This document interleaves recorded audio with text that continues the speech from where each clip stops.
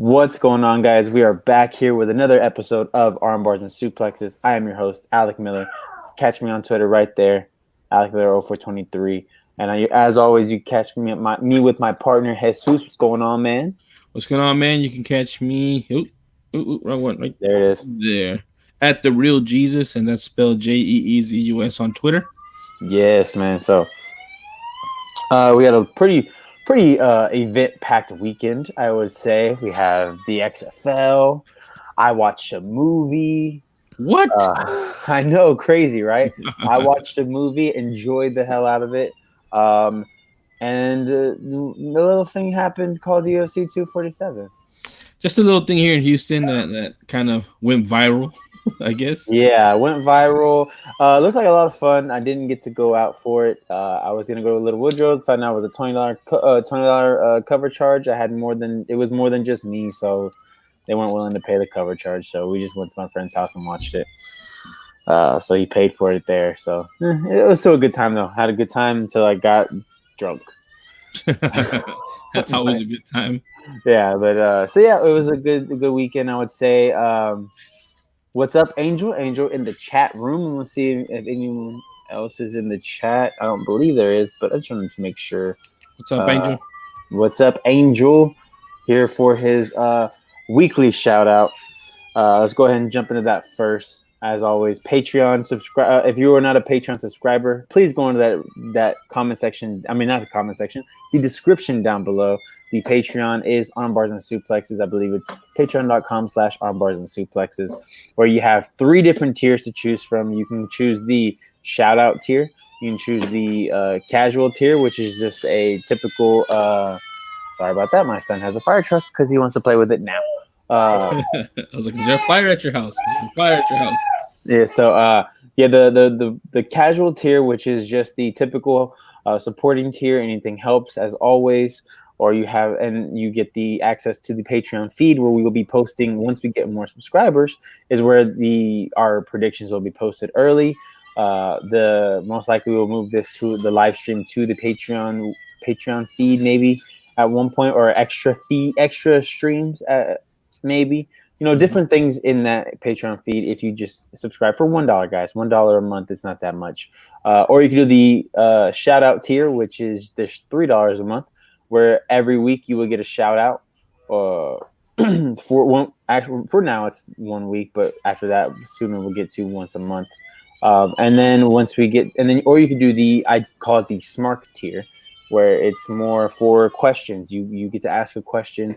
We choose one person a week to ask a question. We answer it in depth, not just kind of brushing over it, but we actually go into it. So it's a lot of good stuff that is going to be happening there very soon, as soon as we get more Patreon subscribers. And it'll help us get better equipment, get this show looking a little bit more professional. So anything helps, guys. Like I said, even if you could just do $1 a month, that really helps us out. So please do that. But anyways, let's go ahead and jump into his shout out for this week. He actually is a little bit closer to home for him. His last one was too, but this is for other people that might need to hear it. He just says he wants to put it out there that people who suffer from manic depression and sleep paralysis are not alone, and to reach out for help, because it's not a joke or something they should have to suffer from alone. If they need help, don't be afraid to get help, like he is. So thank you for that, Angel. I also wanted to put out there for people to look up something. 1 second, and it's gone. Let me look at it real quick. I had it, and then my son had my phone. But I just want to pull up a hotline for you to go to if you ever feel down, if you ever feel depressed, if you ever feel some type of anxiety. To go to these websites to try and get help. So let me go ahead and pull that up. I don't know if you have anything you want to say about that. Hey, I mean, I agree with Angel, man. You shouldn't be, embarrassed or worried or thought of different for seeking help for, a depression or anxiety or anything of that nature. I did have one. I don't know. Yours is the Substance Abuse and Mental Health Services Administration. Did you have that one? Yes, that is the one that I had. It's a national helpline, and the phone number is 1-800-662-HELP, and that's 4357. So 1-800-662-4357. The SAM HSA national helpline, which is the um, substance abuse and mental health um, Mental Health Services Administration. administration. Yes. Yes, guys. So It's please, 24/7, 365 days a year. It's absolutely free, and they can direct you and they can help you if you're in need. yes, I believe that it's not. It's still a problem in this country, but for a long time it was even a worse problem because people weren't acknowledging basically that mental health and depression was a problem. But nowadays, I think it's something that is recognized more. And if you can get the help, I mean, if you feel like you are feeling in any type of way where it's just rough, it's hard, please don't hesitate to reach out to this Sam HSA, or even if you ever need anybody just to speak to talk to, we have our Twitters up right here, or and just hit us up and we'll have a conversation. We'll talk about something, even if you just need something to get something off of your mind, get your mind off of some things that's going on. Yeah, man. So do that, Angel. I hope you, man. I hope get through this work day. I know you're about to go to work in a little bit. Hopefully, you're able to go home and get some sleep, man, because that is not fun. Not having any 19 sleep. hours, bro. Some Yeah, rest, so, brother. yeah. So get through this work day. I know it's gonna be tough, but just power through and then get home and get some sleep, man. And then we'll also go to his question a little bit more on a lighter note. He wanted us to talk about Birds of Prey. Unfortunately, neither of us have seen it. Mm-mm.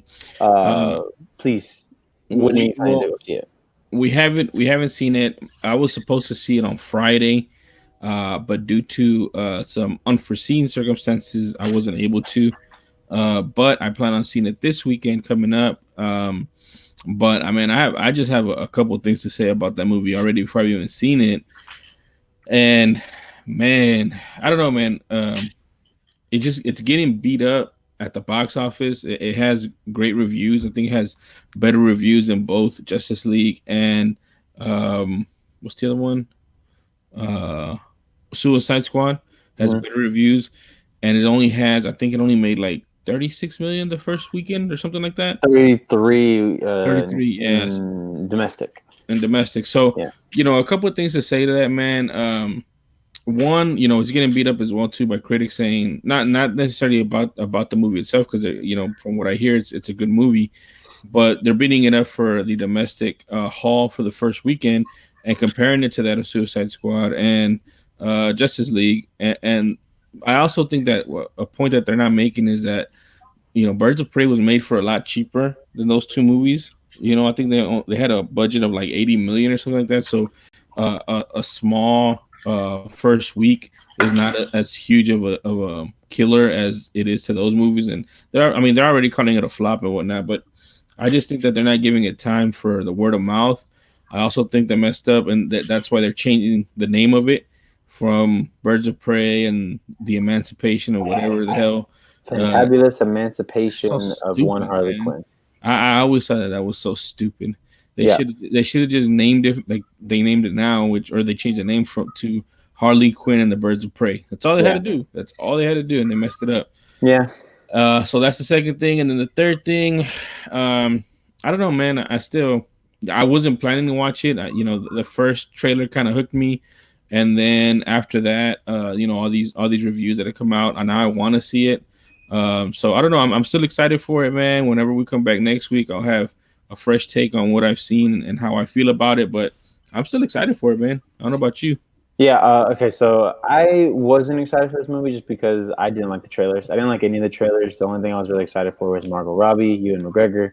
Um, but once the review started to come out, I was really excited. And then I just looked up their Rotten Tomato score, and it actually has a 80% both a tomato meter and audience score, That's what I'm saying, which is man. not very common. That That- doesn't happen very often. So exactly. very cool to see that, and I just think that the marketing for this movie was just all wrong. As you said, the name didn't help anything, and I also don't believe that it being rated R because from what I've heard about the reviews is that it doesn't need the R rating. Exactly, but they were just trying to go off of those past rated R movies, and Yeah, yeah, they hit so well with the Joker. I guess they were expecting something along yeah, those lines, yeah. and we know how much. I mean, Joker is a great movie. You know, it's not. It's really good, which is the reason why it's going to get it made its $1 billion. Hmm. I don't know about this one. I don't know if it will have legs. There are some people say it will have legs. Some people that say think it won't have legs. So I guess I mean, I get to think it see. will. The other part of that too is they could have waited and released it this week instead of last week, and Mhm. there's no reason for them to release it last week instead of this week. This week would have been better. Would have been a better week to release it. So I'm thinking that this week, and again too, like my kids have the weekend off. They're off Friday and Monday.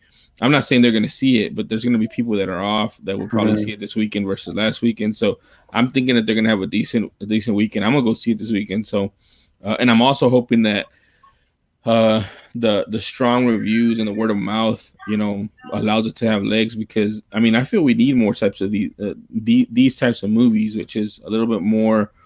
I mean, I feel like it's almost equivalent kind of to like a Guardians of the Galaxy, where not a lot of people know the actual characters as much, but it's getting good reviews. So I'm hoping that I'm hoping that they can continue to do movies like that, where we see more deeper characters from the whole comic book lot versus just the main ones that everybody knows, that Mhm. kind of get beat up and tired. And like how many more Superman movies are we going to see? How many more Spider-Man movies are we going to see? When we could see so many other characters that are deeper and richer, like the Black Mask character, man. That's such a good character, man. I'm glad they put him in a movie because he has such a great backstory. Like Yep. he's such a cool villain. You know what I mean? Yeah, he is. So So I don't know, yeah, man. I'm just hoping that it does well.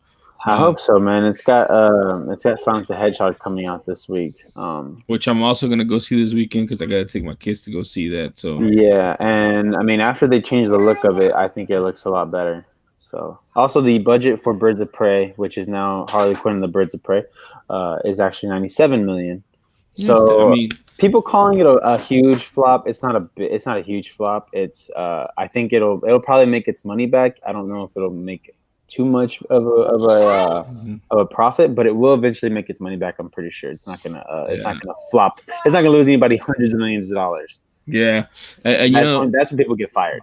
yeah. Well, the thing is too, like, did you see Hot Ones this past weekend? Mm-mm. So this Who's on it? past week was the premiere of Hot Ones, a new season, and the first guest they had was one Harley Quinn. Oh, And- okay. yeah, and so she was on there.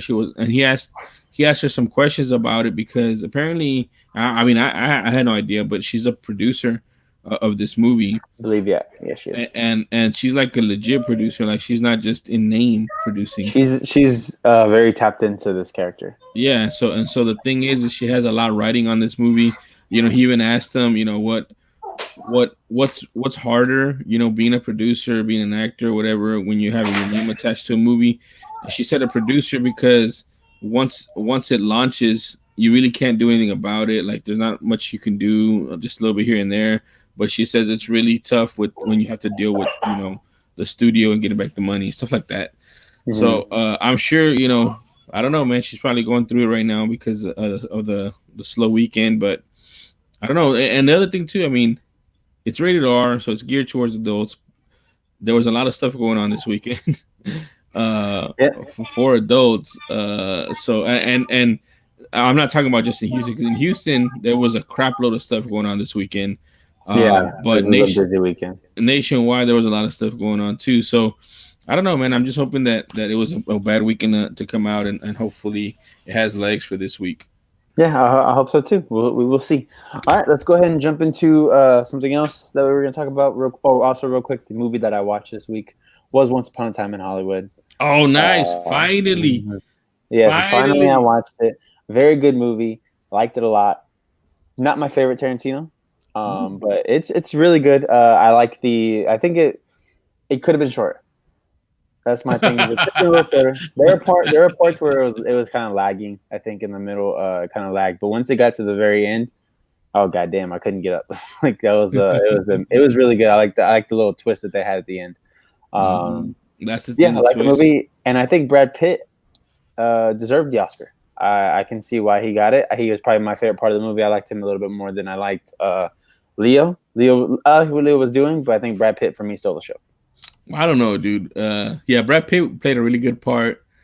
Uh, I don't know, dude. I like Leo because it was kind of meta in a way, Yeah, like, it's definitely meta. so I kind of like that part about it. And then the part with the little girl where they're sitting on set. Great scene. That's what I'm saying, man. Like, and he's just so good, like, I don't know. I just felt that character a lot too, like Yeah. that's why I like that movie so much, because the characters in it are so good, dude. Like, I don't know, did Brad Pitt or didn't he? Like, did he or didn't he? Like, what do you think? Is it, I what don't I know. mean? Like, It is a fairy tale. That's the thing. It is a fairy tale.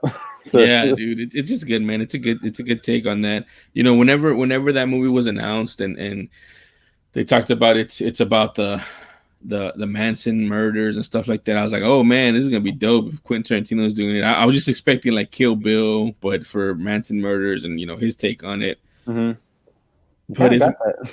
I mean, you kind of to an extent, but you got a different take on it. Like, I mean, you didn't get a Kill Bill, you got like how, I guess, how in his mind he would want it to have happened. In other Yeah. words, Mhm. if there was a hero there somehow, or not a reluctant hero, but a hero that is very unique, and nobody would have thought he would have been that hero. You know what I mean? Yeah. So I don't know, man. It was a really good movie. I really liked it. I'm telling you, that's why I think this year for me, it's been the hardest to see what's like the best picture. Mhm. And Parasite won, which I did want to get into Parasite, and I don't I'm think gonna see that soon. I'm gonna see that soon. you haven't seen it, so I don't want to ruin anything for you, even though it's already won the best picture. Yeah, I'm gonna watch it. But between Parasite, Once Upon a Time in Hollywood, The Joker, and The Irishman, I mean, it was just really tough for me to pick one winner, dude. Mhm. And those all were deserving. Like, those, I mean, those you could say one of them won, and I wouldn't be upset about it. Like, the Joker one, I'd be like, man, that's dope. The first comic book movie to kind of make waves. If Once Upon a Time in Hollywood, oh man, I'd been, that's dope. Those two great performances by two great actors. Mhm. And Quentin Tarantino at the top of his game. If The Irishman won, oh yeah, man, nostalgia. Joe Pesci had a marvelous part in that movie, and it was just so good. But it went to Parasite, which I'm happy with. I'm okay with. He's a great director. He's a great writer. And for it to make history the way it did is pretty awesome too. Yep. Yeah, man. It was great. I mean, Tarantino is one of my favorite directors. So I will see anything that Tarantino is in. Or my girlfriend, she finally said she wanted to watch it, and she was like, "Why didn't you tell me about the Manson murders?" I was like, "I didn't know how much exactly it was in the movie. I didn't want to like see like, oh yeah, it's about the Manson murders, and then there's like a little tiny part. Obviously, it kind of centers around that. It's not. Mhm. It's more of a backdrop. Actually, it's more of what's going on around that event that Well, eventually yeah, happens. it's leading up to it. It's like it Yeah. culminates in there, like all the other stuff around it is what's leading up to that. Yeah, I do want to shout out one of the actors that actually stood out to me, and my girlfriend is actually the one that pointed him out. She's like, "Oh wait, that's this guy," and I was like, "I've seen him in other stuff. I just didn't know what his name was." Austin Butler. He's the guy who plays Tex. Mm-hmm. I was really surprised by him because I've seen him on other things. He's more of like a kind of a cheesy actor in like these like cheesy other like movies. I've seen him in Arrow, and he's fine. This one I was like, man, like that's one of my favorite things about Tarantino is he'll pull something out of somebody you don't expect. Exactly, man. Like, he gets everything out of him, man. Yeah, I noticed him too when he was on that horse and coming fast. I don't know, and then when he's in the house, I don't. He did a good job too, man. And that's the thing, like you said, Tarantino's so good at getting the best performances from. I mean, he's known for getting their best performance from actors who you would say are past their prime or washed up or nobody's looking at. Mhm. So I mean, for him to do that to a guy who's on the come up, or maybe like you said, you've seen around in a couple of things, that's pretty cool too. Mm-hmm. Yeah, man. So I would say that was a really good movie, and I was happy that I watched it. Also, he's not hiding his foot fetish anymore, is he? He's not I, hiding it anymore. I don't know, man. There's a bunch of feet, but a bunch of dirty feet in that movie. Like there was that point where Margot Robbie was in the theater. Mm-hmm. I'm just like, why are her feet so dirty? Like Someone like what? I don't know, he's dude. not hiding his foot fetish anymore. It's fine. He's allowed to do whatever he wants. It didn't take me out the movie. I was just like, that's a lot of foot. That's a lot Hey, of feet. hey, you know that a lot of that stuff is real, right? What? Like that book thing, or her getting that book, that really Oh, really, happened. that scene? That scene happened, and supposedly the scene where she took a picture at the theater, that really Dude, happened. she looks exactly like Sharon Tate Yeah, from that scene. Like I was like, oh wow, they recreated the scene. I was like, wait, no, that's the actual she will scene see. from the movie. I was like, wow, because I think my girl was like saying that she had read on like some like controversy about her performance and how she was just kind of that she was just chosen for her looks, and I was like, I guess Well, she was kind of chosen for right, her looks because she looks exactly like Sharon Tate. Like exactly. He said as much before, man, that she's like a spitting image of her. she is, man. So It was insane. it's just wild, dude. But it's good, man. I mean, I really like that movie. Yeah, so I'll be probably be seeing. I want to see Parasite probably this weekend. If I don't watch it this weekend, I'll probably see it probably next week. So hopefully I can get you a little review of that. I was gonna say, dude, watch it so we can talk about it, man, because there's so much in that movie. Oh my god, really, Robert Rob? Flores, who's that? That's my buddy. All right, what's up, Robert? Welcome to the chat. Good to have you. All Dude, right, look man. at it. Look at his picture, dude. He's all professional with the tie I know. in I there, like it. man. I like it. We got a little bit. It adds a little bit like prestige to the show. Exactly, man. It was much needed, much needed. Yes. All right. So let's go ahead and right before we go to a real quick break, let's talk about XFL this weekend. XFL happening first week of the XFL, and I will say, I think it was a huge success. I think it was a big success. Big. Well, I think the numbers were a lot better than a lot of people were expecting. Um, I'm gonna go ahead and see if I can pull that up because I think I saw it somewhere. But I watched a little bit of the games. Watched a little bit of each one. Didn't watch an entire game. A little bit busy, but a little bit of each game, and I will say, it's to me, it's all about the rule changes Hmm. that they made, and there are rule changes that I was watching, and I'm like, the NFL needs to think about this. For one, I like the kickoff rule. I think Kickoff rule that is needs legit. I think It that looked needs to weird at happen. first. It looked weird at first, but after you kind of got used to it, like, okay, this kind of makes sense, you know? Like Uh, if it can help eliminate, because like everyone always says that's the most dangerous play basically in football, is because it's basically just a bunch of people running into each other at full speed. If you can limit at least the impact, the distance that each person is running before they make impact, I think that'll help a lot. all right, so I mean, I got a lot to say about the XFL, man. Greg said a pretty good comment. He talked about XFL has a promising start, but the key is going to be if the league can get people to tie into the Absolutely, players, absolutely. and I agree with that. So my thoughts on the XFL are probably a little bit different. Like, I don't know, man. I was kind of like you. I saw a little bit of all the games. I saw some of the highlights. Hmm. Um, my thought process is, a lot of pundits and whatnot, especially here in Houston, talk about that. Um, that's cool too. Like Rob said that the kickoff style is dope. That his dad is 60 and super old head, and he was with it. I mean, it has buzz and it has hype. So I'm with that. My thought process is more along the lines of, every pundit, everybody that I hear tries to tie it to the NFL, and how, if they're going to compete with the NFL, they got to do this, or the quarterbacks have to be, better quarterback play than the, what was the other one, AF or whatever, the one that folded, AFL, AFL, they whatever it ran out of was. money. Yeah, they ran out of money, and I don't think that way, man. I don't think that the XFL has to compete with the NFL right now, man. The XFL, it's its own thing. I think it has juice. I think it's funded for 3 years already, if I'm not mistaken. Yeah, they're already funded. They're not So gonna. I think I've heard like people will say like, "Oh, it's not gonna last," but this has been yeah, funded we're gonna heavily. get at least 3 years out of it for sure.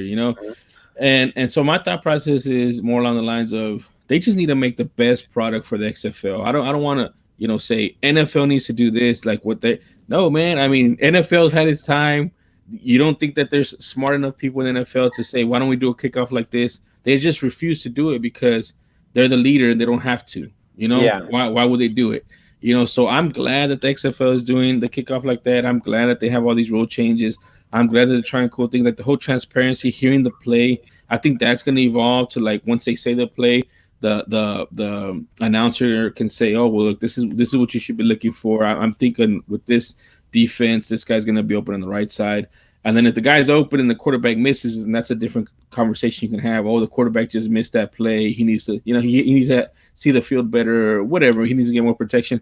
They're just doing so many different things that I don't really want them to compete with the NFL. And for the NFL or people to say the NFL needs to change these rules, how dumb would they look to change the rules now after the XFL has done it? Like you guys had your chance. Why didn't you do it? Because you're the NFL. That's so dumb. Like, who cares what the NFL does right now at this point? The NFL has this time, and if they want to adopt some, they're gonna look like followers, and they're gonna say, why didn't they? So I doubt we're gonna see any of these cool rules that we have in the XFL adopted to the NFL. Okay, I don't know if Robert's saying that he likes the interviews or he doesn't like the interviews. I think there's way too many interviews on the sideline. There's way too many. Dude, no. First of all, the one where the guy missed the field goal. Oh, come on. JJ even commented on that and was like, wow. That's wrong. That's like going to a fighter after he gets knocked out. I love that. Well, that happens in the UFC, man. And we get some of the best sound bites from that. I love that, dude. Like, it's always cringy though. Hey, dude, you just like, you just missed it. You probably couldn't have hit the side of the barn right now. What's going through your head? I love that part, man.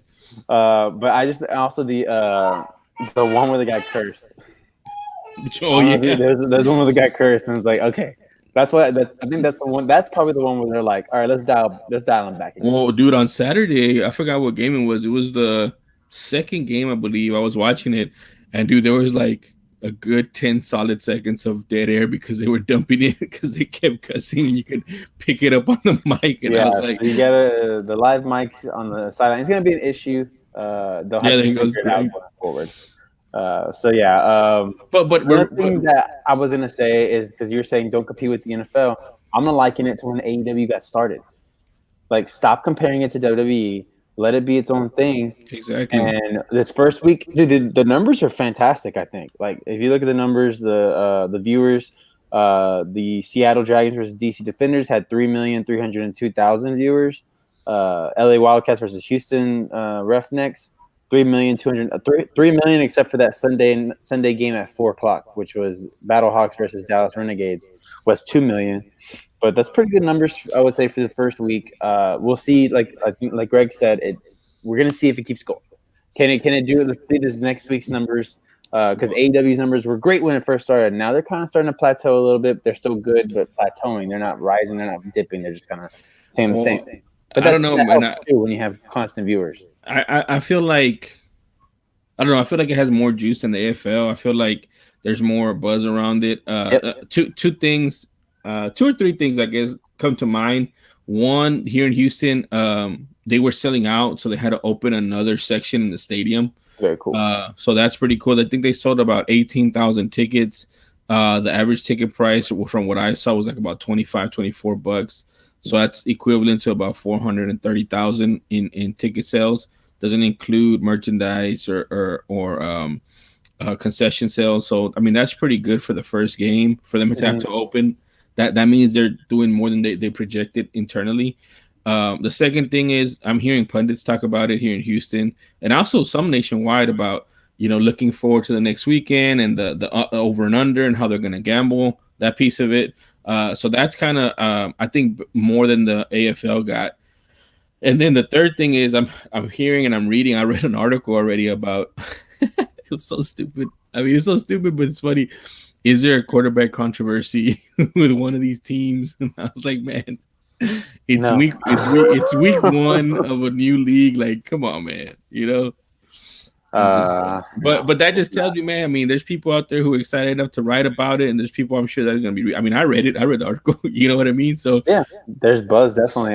It's like Greg said here in the comments, said that the XFL has an owner that's actually wants it to last, and I think that helps. Is that Vince McMahon's put a lot of money into this, and Vince doesn't usually give up on something if it's got a lot of money. If he puts a lot of money into it, he's not going to just give up on the first year. My interest is to see if after this season, do they add more teams next year? How does that keep going? And because think about it, like, yeah, it's funded for 3 years, but if it grows to a couple more teams every year, maybe like 2 more teams jump in, it's going to grow exponentially, and eventually you'll have something where people will be looking forward to the XFL. It's great because football, when football is over, we when football is over after the Super Bowl, how much of us have like Super Bowl hangover? We just want more. We just want more. I miss football, even though I love the off season period. I do miss the action, and it was like enough to get me through. It wasn't. Well, I wasn't tired of it. yeah, man, I agree, man. Like, there's just so much more going for the XFL. One thing I will say, and you know what, Greg said it too in the comments that the championship game is going to be in Houston. Yes, it is. I heard about that, and they're going to announce it on Thursday, I believe. So that's pretty cool. The stadium is new. TDCU Stadium is new, so it makes a lot of sense too. But what I'm kind of excited about is for one time, 1 week, the top of the power rankings for the XFL have Houston's own Roughnecks up top there. They're the That'd be number cool. one on That'd the be cool. power on the power ranking. So, That'd be very cool. you're right, man. Like, I had a bitter taste in my mouth from the way that the Texans lost, the Houston team lost for the NFL.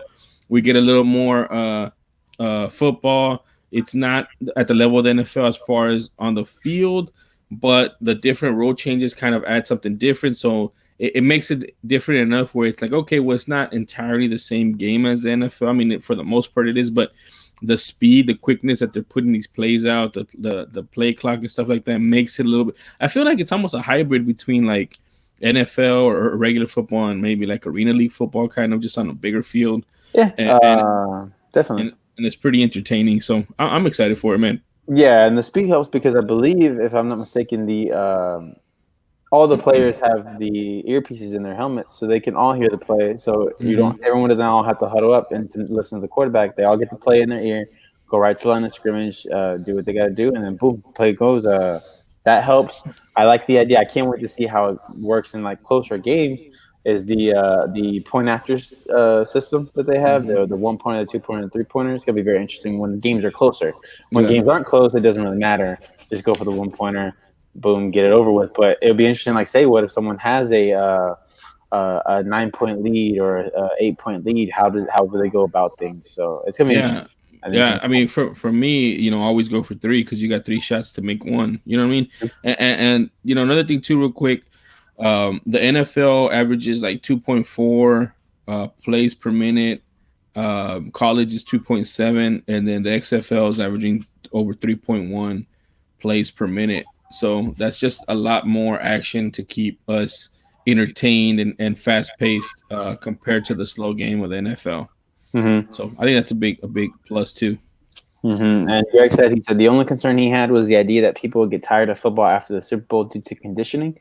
I think by the numbers you can see that for the diehard fans of football, not just the NFL but of football, I think that you kind of saw that isn't necessarily true with in terms of Super Bowl. Super Bowl is always going to have higher ratings because of the fact that it's basically a national holiday now. It's just like WrestleMania. People that don't normally watch football, they always watch the Super Bowl. People that don't watch wrestling usually watch WrestleMania and things like that. So I think the XFL maybe takes something along those lines because we have the guy who created WrestleMania running this thing. So hey, man, I don't bet against Vince McMahon and his marketing and the ability to get eyeballs on a product, man. The other part of that too, man, is we've been conditioned with the NFL a lot, and we keep saying, oh man, it's oversaturated, but dude, they made the combine a thing. That just tells you how much people want the draft. Yeah, how much people want football. You know what I mean? So I mean that is a concern, I guess, Greg. But for me, I feel like the audience as a whole has shown that I don't think you can get enough football, man. If it's a well put product, if it's something out there that's entertaining, I think people are gonna watch, man. Yeah, I thought it was crazy when the draft was getting a new location every year, and now they changed it. So now they got it to where the combine gets a new location every year. So I think that people that enjoy football will always be ready to watch football no matter what it is.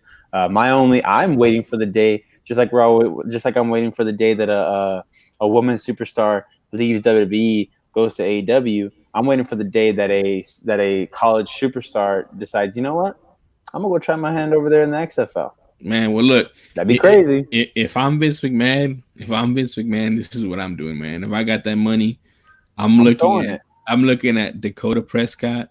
Said, "Oh, Ooh, you got a contract issue, man. Don't worry about that, man. I'm gonna I give got you you over here. 3 years guaranteed for 8 games. That's it. You know, Oh yeah, play 8 games, playing the same teams basically yeah. over and over again. And I'm looking at him. I'm looking at I think Hunter Henry is coming back from injury. I'm looking at him. I'm putting some of those. Like I think it was a big deal back in the day when what's Jim Kelly. I think Jim Kelly signed with the AFL at the time instead of going to the NFL because he didn't want to play for whatever team had drafted him. Mhm. And I think that was a big deal, you know. So if they can snipe or swoop in and get one of these guys that's in the contract, I mean, dude, imagine they say, all right, Tom Brady, we'll give you 40 million, for 1 year or something, you know. I'm waiting for the day. I'm waiting for the day that a number one draft pick says, "I'm not going in the draft. I'm going to the XFL." That'll be the day. That'll Yeah, be the day that we gotta look at it as, "Oh wow, this is gonna be a thing now from now on." and then the other thing too, it doesn't really. I mean, it messes with the NFL from an injury standpoint, but like I mean, it's during the off season basically for the Mhm. NFL, so you can Doesn't bother technically anybody. play, be done with your contract, and then be able to sign another contract in the NFL. I mean, Yeah, that's a lot of wear and tear on their body, but if it's somebody that's trying to get into the league, I think obviously they would take that chance just to try to get in the league. But I think like I don't know if it was me, I'm telling you, man, some of these guys that are having issues with the contract or want a huge contract, I mean, I'd pay him. You know, the one thing yeah. too that came out too is Johnny Manziel. I think he pulled one of those "you can't fire me, I quit" on them, saying that he didn't want to play for the XFL because he wanted to play for a league that isn't going to fold on him mid-year because that's what happened the last time he played for the The AFL. So, AFL, yeah. but That was a different thing. This being funded for 3 years is a whole different thing. yeah, So all right, we'll go before we head out for the quick break. Robert Flores saying, "What do y'all think of the NFL poaching XFL players in the future?" I don't think it'll happen. It won't happen until the XFL poaches an NFL player. If what Jesus says is true or happens, where Dak Prescott decides he wants to go to the XFL instead of having to fight with Jerry Jones about getting paid, then I think you'll see more NFL teams poaching XFL players. But I also think that this is the talent pool just in general is way higher in the NFL. It has to even out first. well, you know what else I'm looking at too? I just thought about this too. What about those players that are concerned with concussion and stuff like that? And we've heard the NFL is really trying to take away one or two preseason games and add one regular season game for more money. What if Mm-hmm. those guys, value being a millionaire and only playing 8 games a season? You know, It'll happen. Like I you know. said, man, it's gonna happen. So I think there's a lot of pluses for the shortened season. There's a lot of pluses for it being in the off season. I think there's gonna be some out there. There's also gonna be some like I think like you're looking back. Let's say there's a guy like Clowney right now in the college ranks, Mm-hmm. and he has to wait his junior year. I mean, Clowney basically didn't play his junior year in college. You know, he had a great sophomore year where he had that big hit. He became nationally known, and then his junior year he kind of didn't live up to what I guess expectation was. That could be partly because he was trying not to get hurt. What if a guy like that comes out his sophomore year instead of has to go to his junior year and he goes to play for the XFL? I think that's a lot of opportunity there. There's also a lot of opportunity in those fifth year guys that are in the transfer portal. They already graduated, but they have 1 year of eligibility left. Mm-hmm. Why go play somewhere where you're stuck behind somebody? Potentially, you're still playing for a roster spot where you can just go play in the XFL. There's a Yeah. lot. There's a lot of opportunity there, man. Yeah, definitely. All right, we're gonna go ahead and end our XFL talk right there. I think we got a lot. Got a lot knocked out there. We're gonna take a real quick cut break, and then we'll be right back.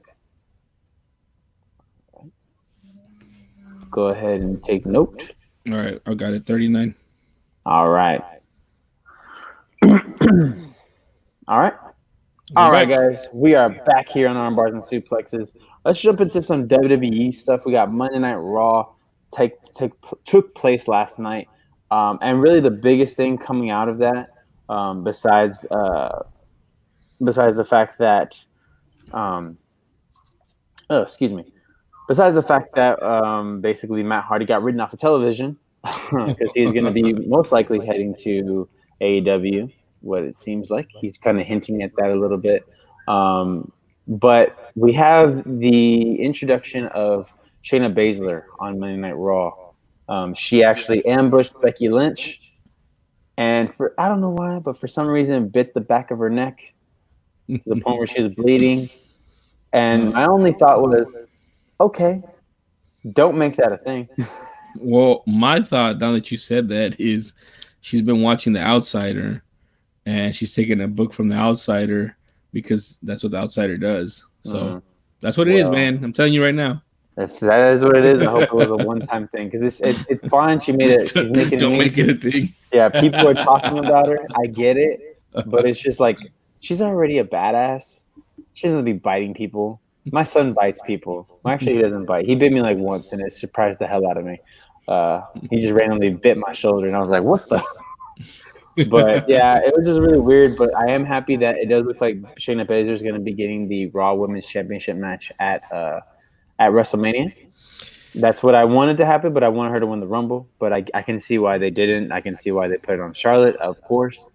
But But man, that's also we're waiting for Rhea. We're waiting for Charlotte to give Rhea an answer, and it looks like she's going to keep her waiting. So I mean that's something we've been talking about for the past couple of shows, right? That you've been wanting to see Shayna Baszler. I think she's ready.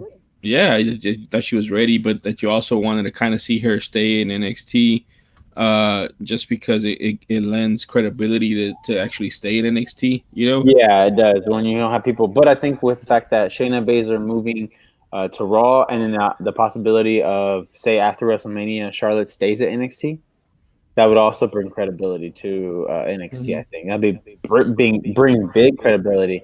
I don't necessarily want Charlotte to win the NXT title. I would like for Rhea to keep it. But if it means that you have one more star on NXT, I think it helps. Honestly, think it does because I've heard people talking, and I agree that the more you have people moving over from NXT to Raw or SmackDown, but not having other people not move down, but move over to NXT. If you just have it looking as like it's if you have it just looking like how can I say, where it does look like people are just going up instead of like going over. You know what I mean? If it's going up and going down, it looks bad. But if you have it where people are just moving brands, I think it brings a different thing. So like lateral moves is what you're saying. Like instead of saying, "Oh, they got moved up to the big show," they're saying, "Oh, we just went to the other show." You know, that's the same as this show. You know, like so Yeah. it doesn't push down one to build up the other. I mean, I like that. To me, that more focuses on the actual characters and them going back and forth versus saying, "Oh, they're in the minors trying to get to the majors," kind of deal. You know what I mean? So Yeah. I don't know. I like it. I like it. I've been wanting to see this happen for a while too. Yeah, and I think with Charlotte doing it, it makes it more like, it's more people are looking for different challenges. So Charlotte's looking for a new challenge. She already conquered the two champions over there. So why not go over to NXT and try to take on that dominant champion type stuff? You have the same thing eventually whenever one of these NXT champion or North American champion holds the title for a little bit longer. I don't think people are really looking to go challenge Adam Cole because he's just so smaller. He doesn't have that intimidation factor. But maybe like a Keith Lee, maybe like a Cesaro or a Shinsuke Nakamura go over. Hey, like I want to go challenge this big old dude and see if I can take him out, type thing. Because Keith Lee is a intimidating figure. So yeah. Also, this weekend we have NXT Takeover Portland happening on Sunday night. We have a lot of big matches that I think we kind of went over last week. But hold on, I kind of want to talk about something on Raw real quick. Oh, what else? What's going on with Randy Orton and your boy Edge, man? Are they bringing like real life stuff into it? With these two, no, I don't think so. Because of the fact that Randy and Edge have usually been pretty tight. I don't think I've ever heard anything, any like personal problems between the two. The two that had real personal problems was Matt Hardy and Edge. Oh, was it? Oh, was that the one about the Lita thing or whatever? Yeah, that was real. I remember that Okay, a while so back ago. That's why it was kind of weird that Matt Hardy came out and was like, "Hey, why'd you do that to Edge?" But yeah, I don't. It was a little weird, but Edge and Randy, no problems. It's just trying to set up a good feud for Edge to come back to. It's already an established relationship. He doesn't have to try and come up with a rapport with somebody new like a AJ Styles or but a Ricochet type guy. He already has a rapport with Randy. Can work with him. Randy's one of those guys that I think can actually absolutely take care of him in his first match back. mhm. And But the, also the way that Randy got like injured him in his first appearance on Raw, it allows him to where he doesn't have to travel over and over again week by week up until maybe like a month away from WrestleMania. We'll start seeing Edge more often. yeah, and I heard that or I read because I didn't get a chance to see it that the crowd was chanting Lita They were the whole they were time, So I just thought hilarious. that was really interesting, man. And WWE and crowds are ridiculous. and for those that don't know, man, can you just give a background to what happened back in the day with them between them? Yeah, so what happened basically is when Matt Hardy was dating Lita for a pretty long time because she came up with the Hardy Boys. Hmm. Her and Matt Hardy became close. Obviously, they got together. Were together for a pretty long time, but Matt Hardy got injured. When Matt Hardy got injured, Lita's still on the road, and she's on the road with actually one of his best friends, Edge. Because Edge and Christian Hardy Boys, they had feuds, and usually when you're working with someone a lot, you usually become friends. You become really good friends with that person. So her and Edge were hanging out a lot, and one thing led to another, and she ended up cheating on Matt and then leaving Matt for Edge. So that happened. Matt Hardy comes back, and Vince McMahon, as he usually does, decides to blend reality with fiction. Has them coming out, has a feud with them, but unfortunately at the time, Edge had become a big star, and Matt Hardy was still kind of a B player, whereas Edge had made himself an A player. So Edge wins the feud. Him and Lita stay together.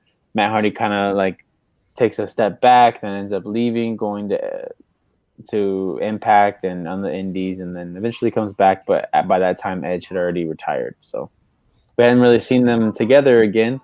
But I believe he said last night, he said last night that when Edge was forced to retire, that his anger for Edge kind of died. Hmm. He kind of felt for him, like no one wants to go out like that. No one wants to ever be forced into retirement. You usually want to actually retire on your own. And So did Edge end up marrying Lita? no, he's actually married to Beth Phoenix now. Oh, you Married did say that. You did say that yeah, last time. I forgot. yeah, My he's bad. married to Beth Phoenix. He has, I think, a couple kids with her. They're all good. I do love the way that Beth Phoenix played up Randy Orton's attack on NXT. It was fantastic. She's amazing. I love her so much. I wish she would come back and have a really good run too. She's still jacked and can still throw people around. It's awesome. Also, for those who don't know, Edge came back in the best shape of his life. Like he's never looked better than he came back. So I'm excited to see where this goes. But yeah, so we have NXT Takeover Portland happening this weekend. We went over the matches basically last week, but I think the new little monkey wrench that was thrown in was the fact that Velveteen Dream returned this past Wednesday on NXT, attacked the Undisputed Era, went right after Roddy. I have this weird feeling that that Velveteen Dream is either going to cost Tommaso Ciampa or is going to cost Adam Cole the championship, or if after Adam Cole defends, we start a Adam Cole versus Velveteen Dream feud, which would lead to, I think, for the best, Velveteen Dream getting the NXT title because Velveteen Dream is one of those guys that could become a staple of NXT for a long time. I don't know if you've seen the Velveteen Dream. Have I showed you a Velveteen Dream match? Uh, I don't think you asked me to look at one. I think I've seen one on my own, but I think you said that's one of your favorite wrestlers. I think he's like a really good wrestler. What did you say he was? He's an enigma. He's very much like what Goldust Mm-hmm. was, but a better wrestler, and I think a much more believable character. So the character work, you can compare the character work because it's a lot of character work. He has to really commit to that role. But in terms of where it could go, it's such a higher like peak for what Velveteen Dream can do than what I believe what Goldust was able to do.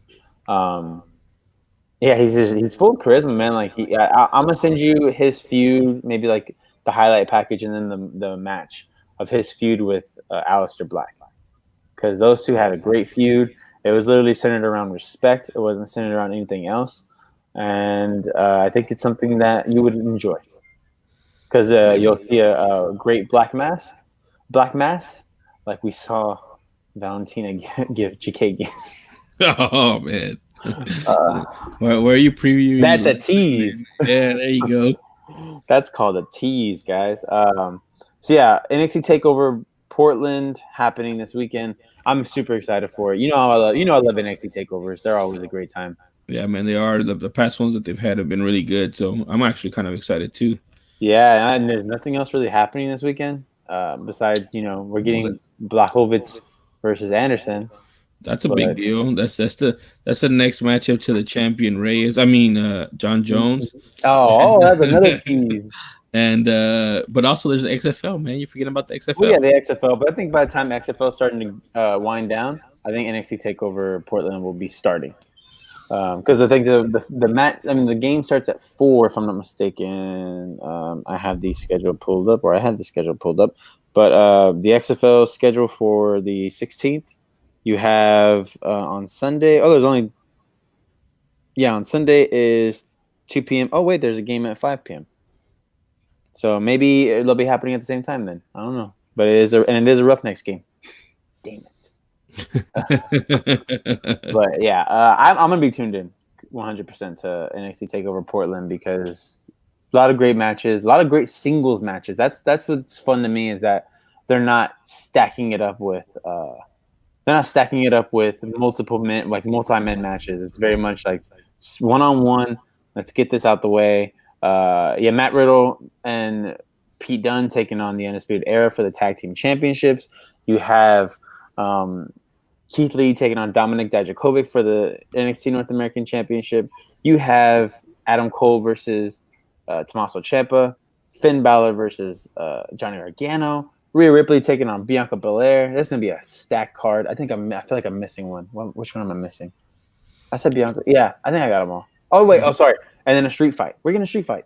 It's gonna be Dakota Kai versus Tegan Knox. So you had me at the Broser. What do they call the Broser? The Broser weights. I love them. You had me there. Yes, and I love that. Even though Brock Lesnar apparently said that, told Matt Riddle to keep his name out of his mouth. I love that Matt Riddle doesn't care. I love Matt Riddle still saying he's gonna retire Brock. It's amazing. It's the best. How do you not love Matt Riddle? I think I said this last week, and I'm gonna say it every week. How do you not love Matt Riddle? Dude, I don't know, man. He kind of made that transition over, so I'm just really glad that he's doing really good over there, man. Because he is something to watch, man. And like you said, he doesn't care what Brock says. He's still gonna. Yes, it's amazing.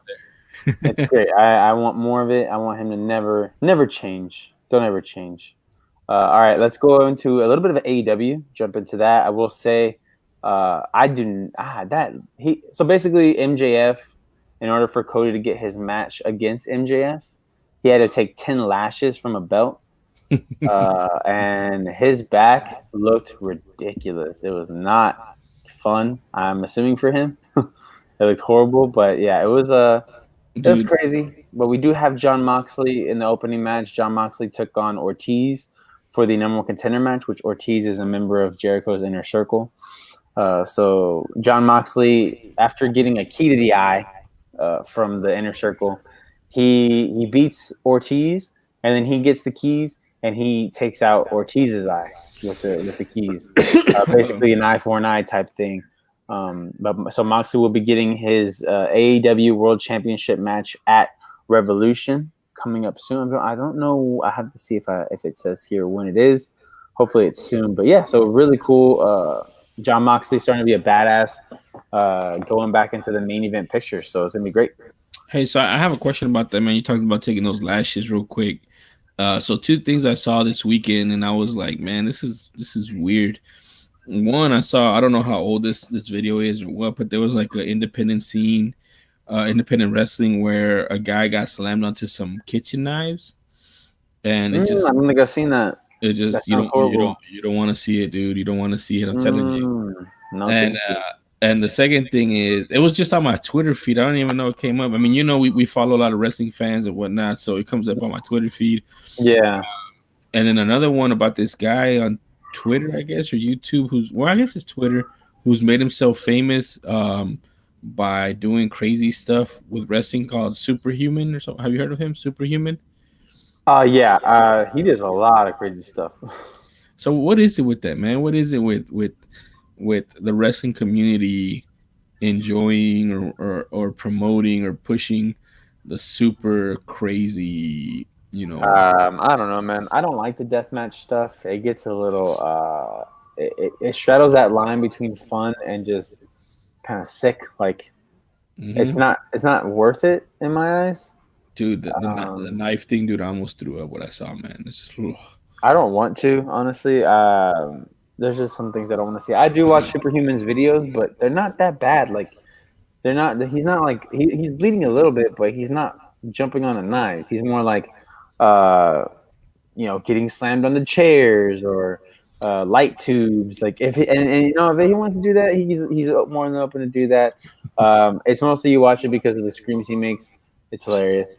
But at the same time, when he's stepping into the ring with people, because he does get booked for like independent shows, it is a little weird. I don't like that.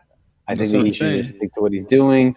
If you get views and you're okay doing it, and you have a sound mind to do whatever you want to do, by all means. But yeah, I don't care for the deathmatch stuff. I think it's a little too much sometimes. I get it. I get why people like it. I don't, and I don't think I ever will. Don't think I ever will. I'm going ahead and trying to see a little bit more. Yeah, that's kind of about it. There's kind of building towards the John Moxley Chris Jericho match. You can see that Kenny Omega and Adam Hangman Page, who just won the tag team titles, are starting to not click because apparently everyone's saying it's because Adam Page is drinking too much. So yeah, I think that's just leading more towards the, like I said earlier, and it's just happening later, is the Adam Page eventual heel turning on Kenny Omega and the Young Bucks. Yeah, so that was AEW. I was talking AEW guys. So we got a big thing to talk about coming up next. It's gonna get kind of heated, I'm assuming. You'd be right. I think so too. All right, so when we get back from this very, very quick break, we're going to be talking about UFC 247 taking place here in Houston, Texas. Fantastic card up and down, I think. Very exciting card. They're great fights. It delivered. Unfortunately, it very much delivered, and we've heard Dana White praising how great it did in terms of the gate, I guess is what he would say.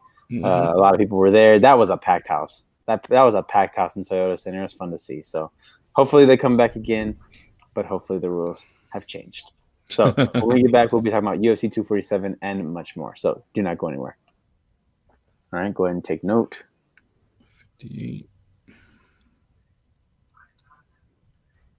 I'm getting deep. All right, guys. All right, we are back here on Armbars and Suplexes, talking about UFC 247, the moment you've all been waiting for, the part that's inside the title for this video. Why not close out the night with it? So let's jump into how crazy this stuff was. Why did I not pull up the card like a dummy? Here, hold on 1 second. Let's get this going. Boom, it's official. We're talking UFC 247. All right, we're gonna pull up this card here. The creme Great de la card. creme. Yeah, this is a great card. I think even when you looked at it just at face value, I think it was a great card. It was a lot of pretty good fights, a lot of fights that could be close, a lot of fighters that are exciting, and I think that's what we got here in this in this card for sure. What did you think about it? Just in your general thoughts. Well, my general thoughts was that I felt I was expecting a lot of it already, but I felt like it over delivered. Mm-hmm. Just because there was, I mean, there was knockouts, there was what is it called, underdogs winning, people that are supposed to win actually losing. There Split was decisions. controversy because of just the judging overall. And I don't know, man, it was a fun card for me, like I really enjoyed it. Yeah, it was. I enjoyed it too. Just from the get go, even the first three fights on the prelim. So the first two fights that went to decision, even though they went to decision, there's still some pretty exciting fights. Everyone showed out. Um, there's a pretty early controversial decision, but we'll Mhm. get to that in a minute. Let's go ahead and jump into the early prelims. Did you watch any of the early prelims? I just watched the Austin Lingo Yusuf Zalal fight. Hmm. That was, like you said, it was pretty entertaining. It was, I mean, there's a lot of guys just very athletic and mobile, Yeah, and he's just too fast for him. he was just piecing them up, and Lingo just couldn't cut off the ring correctly, and when he did, he couldn't make any contact or any land any significant damage. So I don't know, man. It was a good fight overall. I liked it. I enjoyed it. Yeah, it was an obvious. It was an obvious speed advantage, I think, for Yes. Zalal. But there were a few times that Lingo almost landed some nice shots and maybe changed the dynamic of the fight. Unfortunately, he wasn't able to. Even if he did catch him, he wasn't able to capitalize completely. Dude, Unfortunately. he's a fighter though, man. He's a gamer. I mean, he got his nose busted up like within the first 2 minutes of the first round, and that's not easy, man. Whenever your nose is bleeding Oh and your yeah. nose is probably broken, and he lasted all 3 rounds. He was getting pieced up, and he wouldn't quit, man. He was trying to land that equalizer, and it just didn't come to fruition for him. Yeah, so nothing being taken away from Austin Lingo. Great fight put on from by both guys. Just outmatched in terms of speed from by Yusuf Zalal. So Mm-hmm. like I said, good fight. All right, let's jump into the next one. Bantamweight division. Andre Ewell taking on Jonathan Martinez. This is one of those ones that I don't agree with the decision. You're not the only one. I mean, I didn't watch the fight. I was supposed to watch it today, but I didn't get a chance to. But everybody says that Martinez won. I'm gonna go back and see it. But what did you think on it? Did you think Martinez won? I think Martinez won. He even, I think, if I'm not mistaken, if I'm not remembering incorrectly, I believe he dropped Andre Ewell at one point. Uh, so and No, it has zero knockdowns. oh, Joe knocked. Okay, maybe I'm thinking about a different fight then. So But look, I yeah, mean, I just this is interesting, man. Like, and we talk about how the numbers don't always say the story because it could all have been in one round, but it's 85 total strikes landed for Ewell compared to 74 for Martinez. So that's 11 more for Ewell, mhm, and then significant strikes 80 for Ewell compared to 66 for Martinez. That's a 14 significant strike difference for Ewell. And it looks like Ewell was a lot busier too. 184 total strikes thrown compared to 151 for Martinez. So mhm. maybe he was just more busier. Maybe I he don't was know. just busier. I think that, in my opinion, I believe that Jonathan Martinez may have done a little bit more damage, but that's just from my opinion. It's a very close fight, though. This is one of those ones that I'm not mad at the decision. It didn't make me mad. It made me angry. I could see totally where the judges were coming from, even though we'll get into why they aren't very good later. But and the problem with judges later. But I think this is the one. This is one of those ones that I didn't have a problem with. I didn't agree with it, but I also didn't have a problem with it. All So, right, I'll go look at it, man, and I'll see. I'll give you my opinion on it next week, real quick. yep. All right. Let's and then real quick, I think I missed this one. Domingo Pilarte taking on Jerry Newsom. Newsom knocked him out in 37 seconds. Yeah, I didn't watch that fight, but it only took me 38 seconds to watch it, so I'll get to Yeah. it today. All right. Let's go ahead and jump into this one. This one actually surprised me a lot. Miles Johns taking on Mario Batista. Miles Johns undefeated. Dana White Contender Series guy. Looked really good in his first fight. This one got finished by TKO. Did you watch this fight? I didn't watch all of these fights from here Okay. on out. I watched all of them. All right. So I yeah, this mean, is this was surprising to an extent, but I mean, Batista's a monster, dude. it's not that. I mean, I it think is. he is. He's good, but Miles John is just so one dimensional right now, man. He was trying to stand with him, which I thought was a mistake. I mean, not only that, but like he kept on ducking the same way, you know, Right to it. Went right to right? that, and I knee went hit him right Yeah, in the and jaw. Batista was like, man, because he tried it in the first round. I think he tried it twice in the first round, and then he tried it Mhm. twice in the second round. The second round is when he finally caught him. So he tried it. I think that technique 4 times overall. It's like Miles John, come on, dude. Like you're Mhm. shorter than the guy. The I guy's think shown that he's willing to throw the knee. Either duck a different way or figure something out because he's gonna hit you in the knee, in the mouth with the knee, yeah, and it's gonna hurt. he You're gonna did, get knocked and out. I think Dominic Cruz was actually saying it during the fight that he keeps the way that he kept ducking and Yeah. basically ducking right into that knee, and eventually he did catch the knee and uh, good on great. I think it's a great win from our Batista giving Miles John his first loss. One of those guys I think that it's something about these Dana White Contender Series guys that when it's Dana White personally like saying that this guy deserves a contract after that's the one fight that he sees. I think and you're able to take him out handedly. Like there was not one moment. I don't think there was really a moment that I thought that Miles Johnson was winning this fight. Nope. It was, Mario Batista was kind of dominating him the entire fight. I don't know why Miles Jones kept wanting to stand.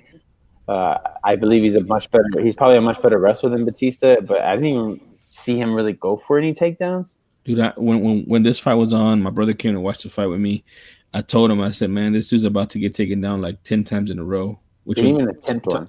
and even temple one. And I'm like, man, this is what happens, man. These wrestlers, they forget what got them to the big show. Oh, I want to be flashy. I want to get a $50,000 bonus.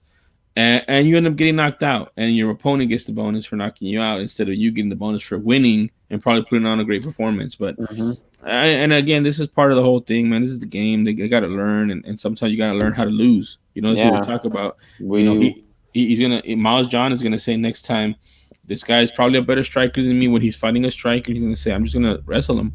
yeah. So we'll see where Miles Jones goes after this, and I'm gonna see where Batista goes after this.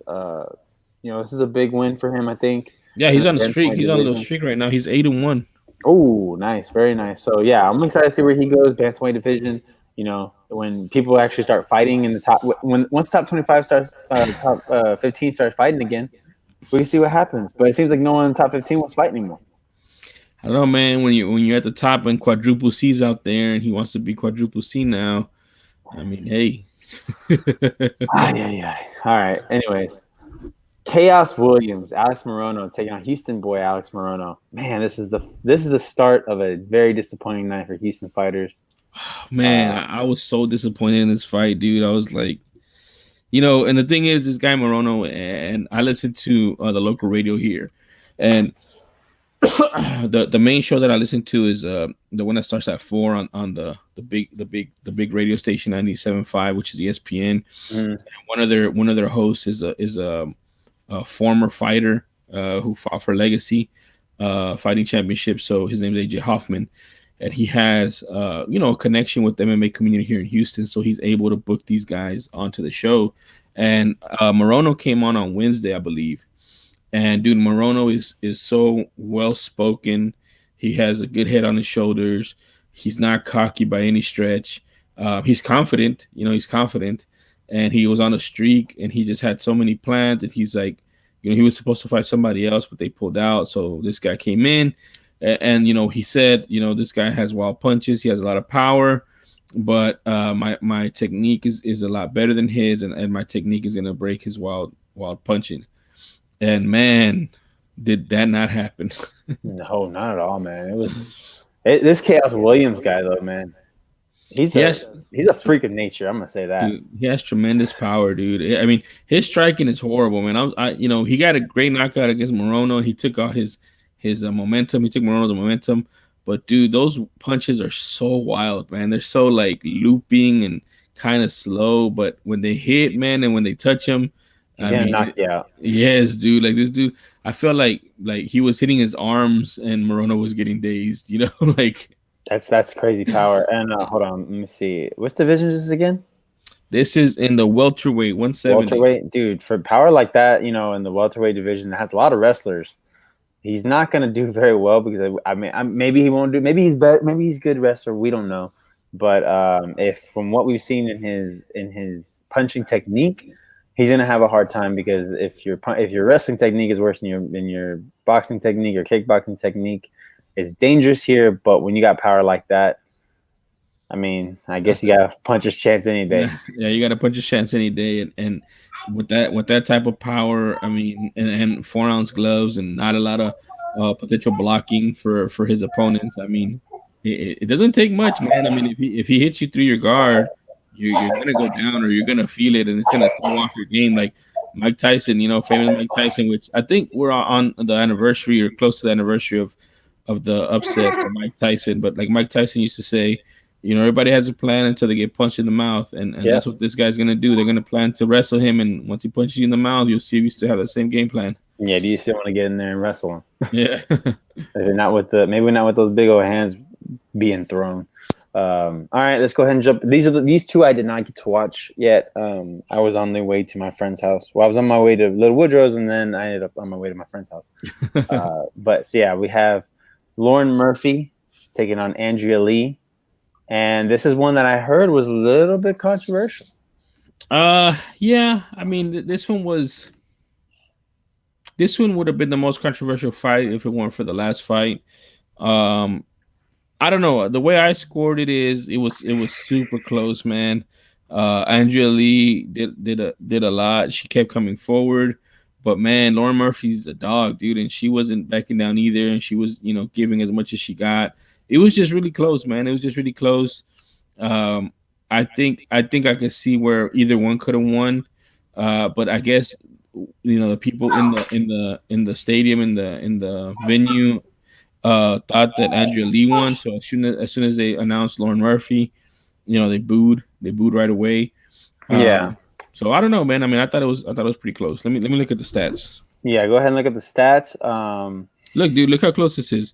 Total strikes landed 107 to 107. Wow. Was it a stand-up, basically a stand-up fight between these two? Yeah, it was basically stand-up, except Lauren Murphy got 2 takedowns out of 4. There it is. And then Andrea Lee tried 3 takedowns, but she missed on all 3. But she did have 1 submission attempt, and that submission attempt was a good, solid submission attempt. Lauren Murphy was in danger, but she got out of it. So I mean, I don't know how much you want to give to Greg is saying that it was a toss-up for him too. Yeah, I don't know how much I guess positive or points you want to give for getting a submission attempt that you don't get, and how much you want to give for getting out of a submission. Yeah, I don't know. This fight is gonna go down in history as a fight that a judge got called out on broadcast. Dude, this is a fight that Joe Rogan called out a judge for looking at his phone, and I think someone even posted a video. You can see it. Yes, you can see it. Well, here's the thing, man. They said he was looking at his phone. It looked like he was looking at his phone, but the commission, which is Texas, what is it, TLDR, which is Texas Board of Licensing or some Texas Licensing and something board or regulation board. They came out with a statement saying that ever since UFC something, which was like 5 years ago or something, that they installed monitors underneath the floor level of the octagon. So they're like the octagon's right here where they're watching, so it's underneath it, so that they can watch the replays and watch the fight better without sound. So that was their statement. I think that statement is true, because if they're lying, that'd be something very easy that they can prove that they're lying. Yeah, so I'm gonna give them the benefit of the doubt on that one, but I mean, I don't know. It's still a bad look, man. Yeah, it is. When I feel like if you had the octagon, if you're sitting right there in front of the octagon, like it's in front of you. It's not like you're sitting like rows behind. Like you're literally right there at the foot of the octagon. Mm-hmm. The fighter, I mean, the commentary looks at the fighters. They're looking at the fighters. The majority of the time, I know they have a monitor, but I believe they're looking at the fighters the majority of the time, because the camera angle is not going to show you everything. I think you probably get a better look looking at the fighters. This isn't WWE where you're told to react, where they're told to react to what's on the screen, not react to what's actually going on. That's different. This is it's an actual sport that you need to be watching every single aspect, every single facet of the game. And if it just looks like you're not paying attention and you're a judge, it's going to be a bad look. Not only that, it's a bad look overall for the UFC, because if that's true, what the regulation board or whatever let's talk about the athletic commission said, then why doesn't Joe Rogan know about that? Joe Rogan should know about that, and he shouldn't be calling it out, because now you're just going against your own sport, because you didn't know that they actually have a monitor, that he's looking at a monitor. So it's just a bad look overall, man. I don't know what the truth is. I don't know where we're going to get down to it. I might do some research on it right now, but it did look bad at the time. At the time, I didn't know. At the time, I thought he was looking at his phone. I was pissed. I was like, man, that's bullcrap, man. Like, a lot of fighters came out after that saying that their livelihoods is on the line, man. Like Andrea Lee can get cut if she 2 in a row now. Yeah, like that's a big deal, because some dumb ref is looking at his phone. Yeah. So I don't know, man. I get the outrage, but I tend to go with the statement. It's an official statement. All right. So all right, I'll go with you. All right, let's go ahead and go to this next one. Oh, another one I haven't seen yet. Trevin Giles taking on James Krause. I didn't realize James Krause took this fight on basically like no notice. On 24, actually it was like 48 hours notice. That's insane. I listened to UFC Unfiltered, and Matt Serra was talking about that, and basically saying like you can be in shape, but it's a whole different thing being in fighting shape, and the fact that he went up, that he's actually a welterweight fighter, right? He's a welterweight at 170. He's a gamer, man. He was on the Ultimate Fighter as well. He did well for himself on the Ultimate Fighter. I think he won it, if I'm not mistaken. I don't know. I gotta go back and look at it. But he was actually supposed to be in the corner for Zalal, the first opening fight. Oh, really? But he took the fight. He called as soon as he knew that Arroyo had passed out trying to make weight. He called Dana White. Dana White said, "Oh man, thank you," because he wanted to keep Trevin Giles on it, because he's from Houston. He's a police officer. Yeah. So it's a big deal for him to fight on the Houston card. And they offered him, apparently they offered him a really good amount to fight on 48 hours notice. He still, I think he had to cut weight. I'm not even sure, because he only came in at 183 out of the 185 limit. But man, this fight, and it won fight of the night. It won fight of the night. Yep. This was a really good fight, man. If I know you watched the other fights, but go watch this fight, man. This fight had it all. It had it all, man. It was like an underdog story, and you can see the difference in power. I mean, obviously from a bigger guy. There's like so much in this one fight, dude. Like you think Krause is gonna win, and then Giles comes back, and every punch that Giles throws, you can see it on Krause. Krause is wearing it. He can feel it. And then he says in between rounds, man, he has heavy punches. I can feel every punch, every jab. And then at the end of the second round, I mean, Krause is basically giving up, dude. Like, he's gassed. He has no gas tank. He's about to just throw in the towel. And his corner picks him up, dude, and gives him the confidence to finish the fight, man. And then the fight finishes, and it's like it's just an ebb and flow and back and forth, and both of them want to win. I feel like Trevin Giles lost a lot more by winning this fight than he did by losing if he would have lost, because I mean he beat up James Krause, but he barely won, dude. If anything, he barely won. Krause did very well for himself. He had a lot of good moments. He almost got a couple submissions on him. He was touching him up on the feet, and if he had a little bit more power, maybe a full camp to gain some muscle and gain some power, he maybe knocks out Trevin Giles. But it was just a really good fight, man. I mean, it was one of my favorite fights of the night. I will definitely go back and watch this. So yeah, you mentioned the fight of the night bonus. The fight of the night: Trevin Giles, James Krause. 2 performance bonuses: Chaos Williams and Mario Batista. So there you go. Think about that. All on the prelims. All on the prelims. Nobody on the main card, which I understand. Except maybe Shevchenko. But then again, that was in the 3rd round. Hey, but still, that was nasty. Dude, she's not losing. All right, let's go ahead and jump into the main card. We got the next Houston guy right here. What is it? What is it? Boom! It's Lewis versus Latifi. And I'm gonna tell you right now, Latifi was scared of that power. Yes, man. I mean, Latifi was terrible. I think he took a couple of those first couple of hits, and and he good was on you like, for taking them. nope. Yeah, he basically hugged him. There was even a point where Dan Mergliato was like, "All right, guys, like, I got to break this Yeah. out." How many times did he break? Did he reset it? Dude, it was like twice per freaking round, Round? dude. The Yeah. I I was don't go gonna ahead. say also that I'm gonna give Lewis some credit also. His takedown defense is getting so much better than the first time he fought Cormier. Because when he fought Cormier, Cormier took him right down. I think who did he fight last? Uh, well, I guess I didn't. What's his? Maybe I'm remembering wrong, but I think his defense is getting better. It's not. It's nowhere near where it needs to be to I think compete with the top guys in the division. Because it's looking like right now, if he doesn't knock them out in the first round, he's not knocking them out because he gasses out too much. But there was some takedown defense that was like, oh, that wasn't there last time. What was it? Oh, Blagoy Ivanov. Oh yeah, yeah, yeah, yeah. He couldn't stop Blagoy Ivanov from taking him down at all. Yeah. I mean, I don't know, man. This fight, in my opinion, and I'm obviously biased. I'm from Houston, but I thought it sucked, man. I didn't really like it. It wasn't good. It wasn't good. I mean, I was looking at the numbers. Derek Lewis landed a total of 20. Is it 20? 27 strikes in 3 rounds. That's 9 strikes per round. He had 20 significant strikes landed compared to 5 for Ilir Latifi. Because he did not want the smoke.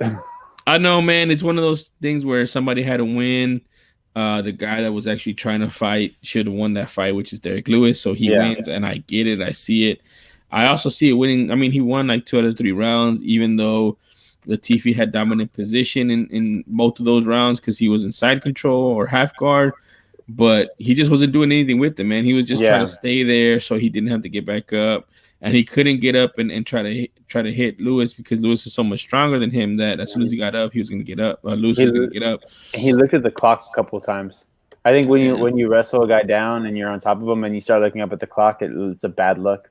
I think I even called. We were watching with some friends, and I even called that out. Like, man, look, he even keeps looking up at the clock. He's trying to see if the round's almost done. That means he's tired. He doesn't even want to be in this fight anymore. Yeah, man. Well, he weighed in at 246 pounds, man. That's 41 pounds. Normally. Then he normally fights at 205, so he had to carry that weight around. He's not used to fighting with that much weight on.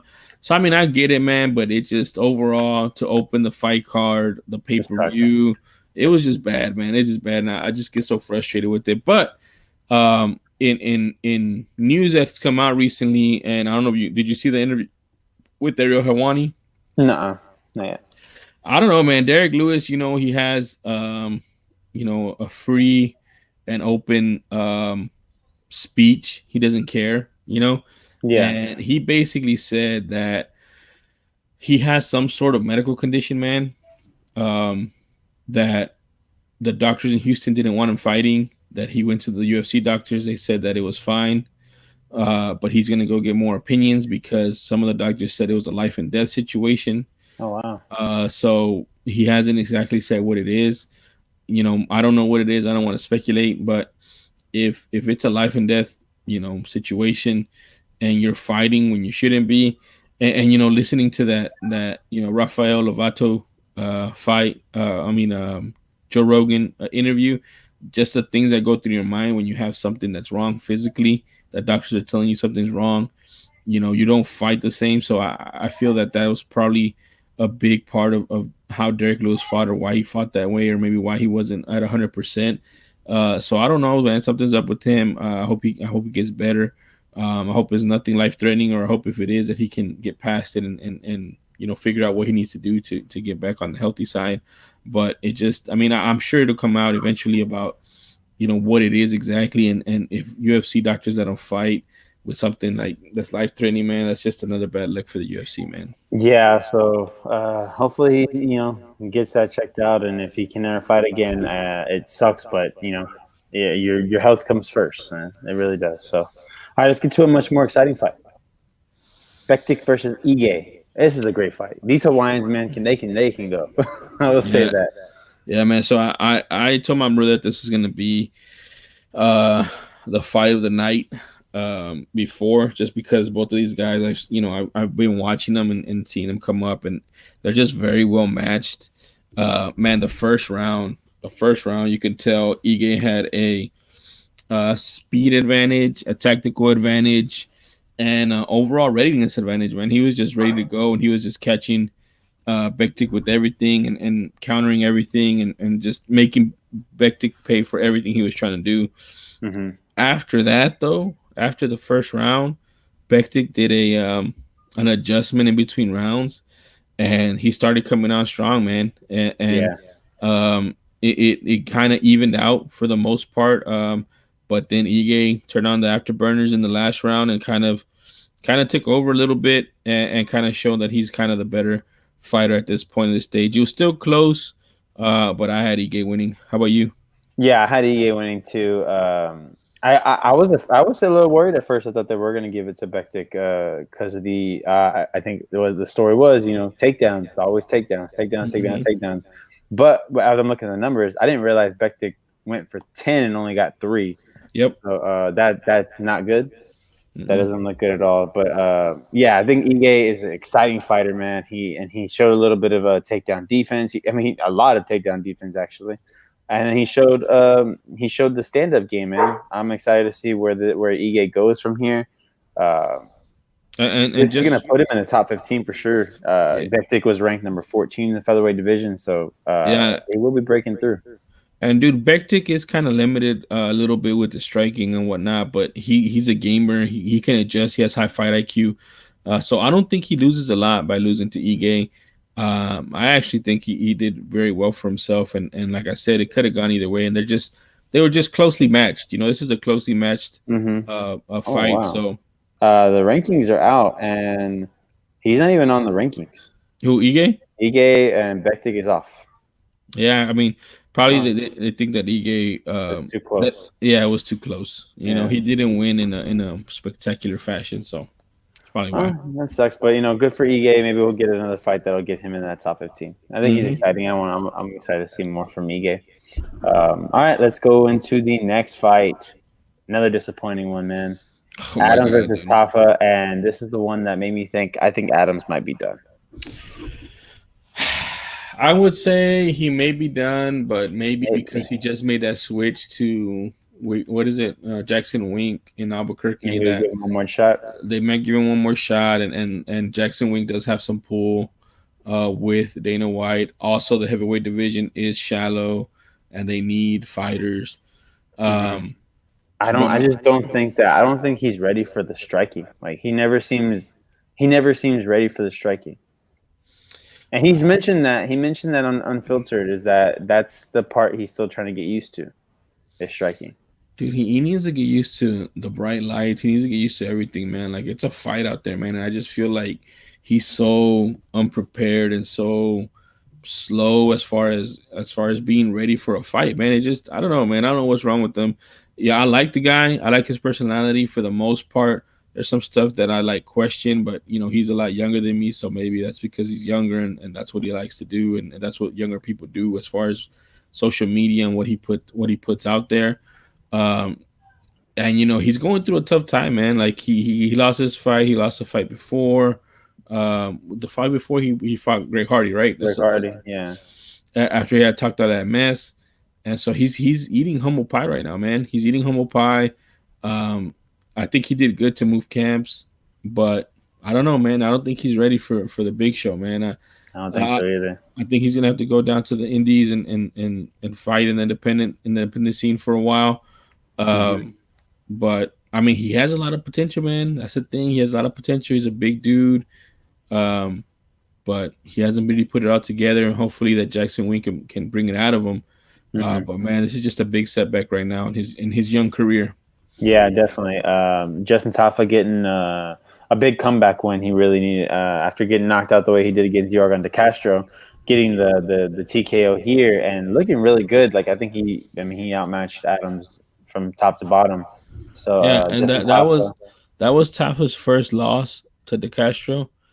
Um, so again, man, it just goes back to my little saying that they got to learn how to lose, Hmm. and when they learn how to lose, they're figuring out what their weaknesses are, what they're not as good at, maybe what to look out for, and I think he shorted up and he kind of showed that he needs to come forward and he has power in his hands and his striking. So I mean, maybe we'll see more from him. Yeah, maybe. All right, let's go ahead and get into our co-main event of the night, man. And it's a dominant performance, man, here from Shevchenko, Chikagian. Probably one of the hardest things, probably two of the hardest names that Bruce Buffer's had to pronounce back to back.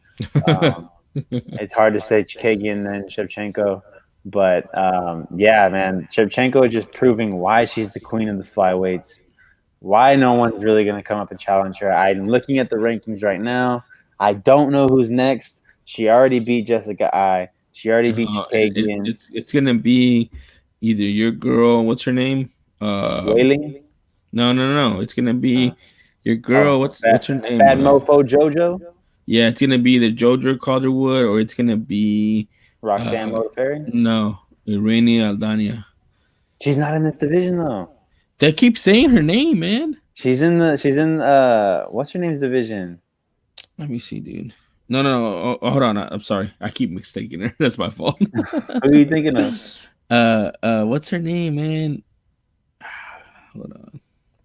I don't know who you're talking All right, well, about. let's keep talking while I look it up.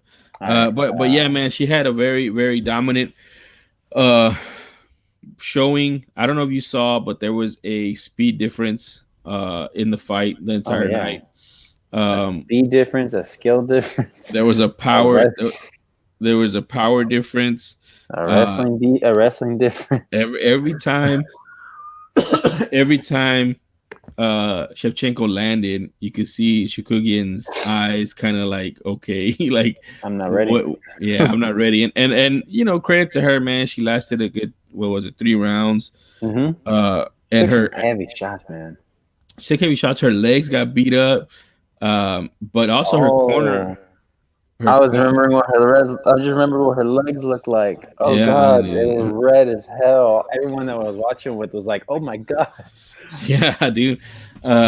So and good, like credit to her corner for keeping her mentally in the fight and continuing to like, let her know that she had a chance. A small chance, but she still had a chance, a puncher's chance, I guess. Mm-hmm. But I mean, like I said, man, Shevchenko is just come from a different cloth right now. If you saw her, man, she was not moving. Where she was waiting, she was just waiting for Shikugian to make a move, and for her to counter. She wasn't bouncing around. She wasn't jumping around. She just knew she had the speed and power advantage and the technique advantage, Mm-hmm. and she was just waiting for the mistake. I mean, I liken her in this division to in the boxing world is Vasily Lomachenko. Lomachenko, his nickname is I forgot what his nickname is. It's like Next Tech or something like that, which saying that he's a next level, and that's what he does, man. He just looks for you to make a mistake. He's analyzing, waiting for you because he's so much faster than you, such better technique, such more power. And as soon as you make that mistake, he capitalizes, and the game's over. Yeah. And dude, the finish from Shevchenko, man, was a thing of beauty, dude. Ooh, kicked her with the black mass, baby. Dude, It was he great. she so you saw Shikugian try to take guard, right? Mm-hmm. Shevchenko just stood up and waited, and then when she got back to her feet, Shikugian put her feet back on the mat. She dragged her down with the like a toss almost, and landed in side control, real high side control, which allowed her to put her into the crucifix position. And as soon as she was in the crucifix position, man, those elbows started landing, and it was just bad. Yeah, man, she was bloodied up like crazy, man. And you're not gonna talk about that kick, that amazing kick that's all over Oh the yeah, internet. yeah. The one that sounded like a bat hitting something, dude. Yes, man. You know what? Good on Chikagian for not going out with that, like because that landed flush on the chin, right there across the chin. Uh, it's all over the internet. Is literally everyone. I've seen people that like don't even watch UFC. post this damn video, like just like Jesus. And yeah, so this is just like you said, like no one's matched her yet. Shevchenko, the only like one that was close was Carmouche, but that was just because Shevchenko kind of respected the power. But I mean, everyone that she's gone through, you know, she's just taken out heavily. Like Jessica I last time, you know, getting murdered on television. I showed everybody when I was watching with. I was like, bro, this chick's the killer, and they were like, oh man, that's cool. And I was like, no, she murdered someone on television. But They were did like, he waylay what? him? They were like, what? And I was like, yeah. And then I showed it. They were like, oh wow. Yeah, man, and then that kick when she landed it threw the Vaseline across the octagon, man. That's how hard it landed. The classic boxing shot. Yeah, that's exactly what it was. 'Cause she had a big old glop of Vaseline on her eye from that nasty cut that she got in the first round from that elbow. And as soon as she kicked her, you could see it go flying across the octagon, dude. I was like, man, I just don't know who's next for her. Like maybe JoJo Calderwood. The girl that I was thinking about was Maya. Jennifer Maya. Yeah, but she just lost to Shikugian. Yeah. But I mean, they're really running out of people to challenge at this point. You know what I mean? That's what I'm saying. You know, like I just named the top 5. So the top 5 is Jessica I, murdered, Chikagian, murdered, JoJo Calderwood, who hasn't had her shot yet at Shevchenko yet. Jennifer Maya lost to Chikagian, needs another win. And then Roxanne Modafferi, you know, I don't think she's ever going to be ready just because I don't take her seriously. I don't know if I could take her seriously in terms of her going up against Shevchenko. Like, not when you have a murderer like that, you know, like a cold-blooded killer like that. And you sound far away now. Do I? Man. Yeah. Hold on, bud. Right there. Can you hear me? There, better. All right. Yeah, I just don't think that Roxanne. I would honestly be scared for Roxanne's life if they put Roxanne up against her. And then after that, Lauren Murphy, no. Viviane Araujo, no. Andrea Lee, no. Macy Barber's going to be on the shelf for a long time. There's just not many people, man. And Vivian, maybe sister versus sister. No, Vivian Araujo lost to Jessica I. No, isn't it? Was that Lipsky? No, Jessica I. Yeah, she did this Jessica I. So they got these top girls that are taking out other potential challengers, and they need to stop doing that. They just aren't being able to match up correctly. Go, Mom. They can't match them up correctly, and they keep eliminating potential matchups for Shevchenko. Yeah, you really are. You kind of got to give the only one that hasn't really lost to anyone, or I guess they actually don't. She did, but she was able to get another win after that. But they fed JoJo to Chikagian. Mm-hmm. You gotta kind of pull the trigger on one of these girls, dude. It's gonna be JoJo, man. The way I'm looking at it now, and I'm sorry, but she's not gonna win, man. She's not gonna win, man. So it's just Shevchenko just gonna keep cashing these checks and finishing these girls and not having people to. Yeah, because Calder would just beat Andrea Lee in Abu Dhabi. Yeah, man. That's just I don't know, man. I don't know what to do with her. I'd love to see 135 fight between her and Nunes, but I feel like Nunes is just too strong for her, like too much power. Mm-hmm. And Dana said that he wants to kind of have the girls or have champions focus on their divisions. I think he said. Yeah, because he doesn't have like if Shevchenko goes up and loses, then all of a sudden there's nobody to challenge for Nunes. Like Nunes is gonna basically have hold over all the divisions. Yeah, man. It's just I don't know. It's a bad situation, but it's born out of two dominant champions. You know. Yeah. True. All right. So yeah, let's go ahead and jump into this. Oh. Also, basically, what I said after this fight was, if I'm Shevchenko, I'm just going on vacation. Just go on vacation, relax for a little bit. You got no challengers. Let all the women start fighting each other and just chill out. Man, if I'm Shevchenko, I fight Calderwood and I knock her out in a devastating fashion, like maybe like a a spinning roundhouse kick to the face or something. Man, I don't don't say know. that. I Hold on. like JoJo. Hold on. She does that, right? And then at the end of it, she says, "Okay, I'm gonna go on vacation, and I will only come back when somebody has a 3-fight win streak, and just go from there. Because that's like a good 2 years from now before anybody wins 3 fights in a row in that division." I got it. I got it. You know what? Say she needs to take out JoJo so she cleans out the division, and then basically say Jose Aldo hasn't gotten a win in the bantamweight division. I want Cejudo, and then we get Cejudo versus Shevchenko. And I don't know, man. I'm picking Shevchenko on that one. I am too. I am too. I think she's bigger than him. I am too. All right, let's go ahead and jump into this main event for the last 20 minutes here. I'll try not to go over, but it's going to be hard not to. For everyone that was waiting for it, here it is. Jones versus Reyes. Jones finally No, damn it. Well, he did, but you know he lost, but he didn't lose. The judges were like, "Nope." All right, so Not if I have anything to say about it. So that night, man, you were messaging me and you were very upset and you had a rant.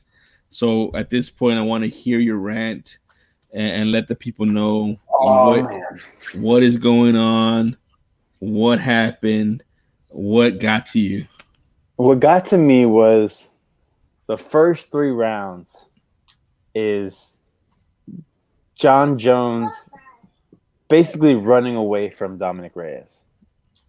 Got pieced up in the first round, got pieced up in the second round, did his best to run in the third round, and still got pieced up a few times. Like it was pretty bad. It's embarrassing to see online all these people like defending. They're like, "Oh, what would you do?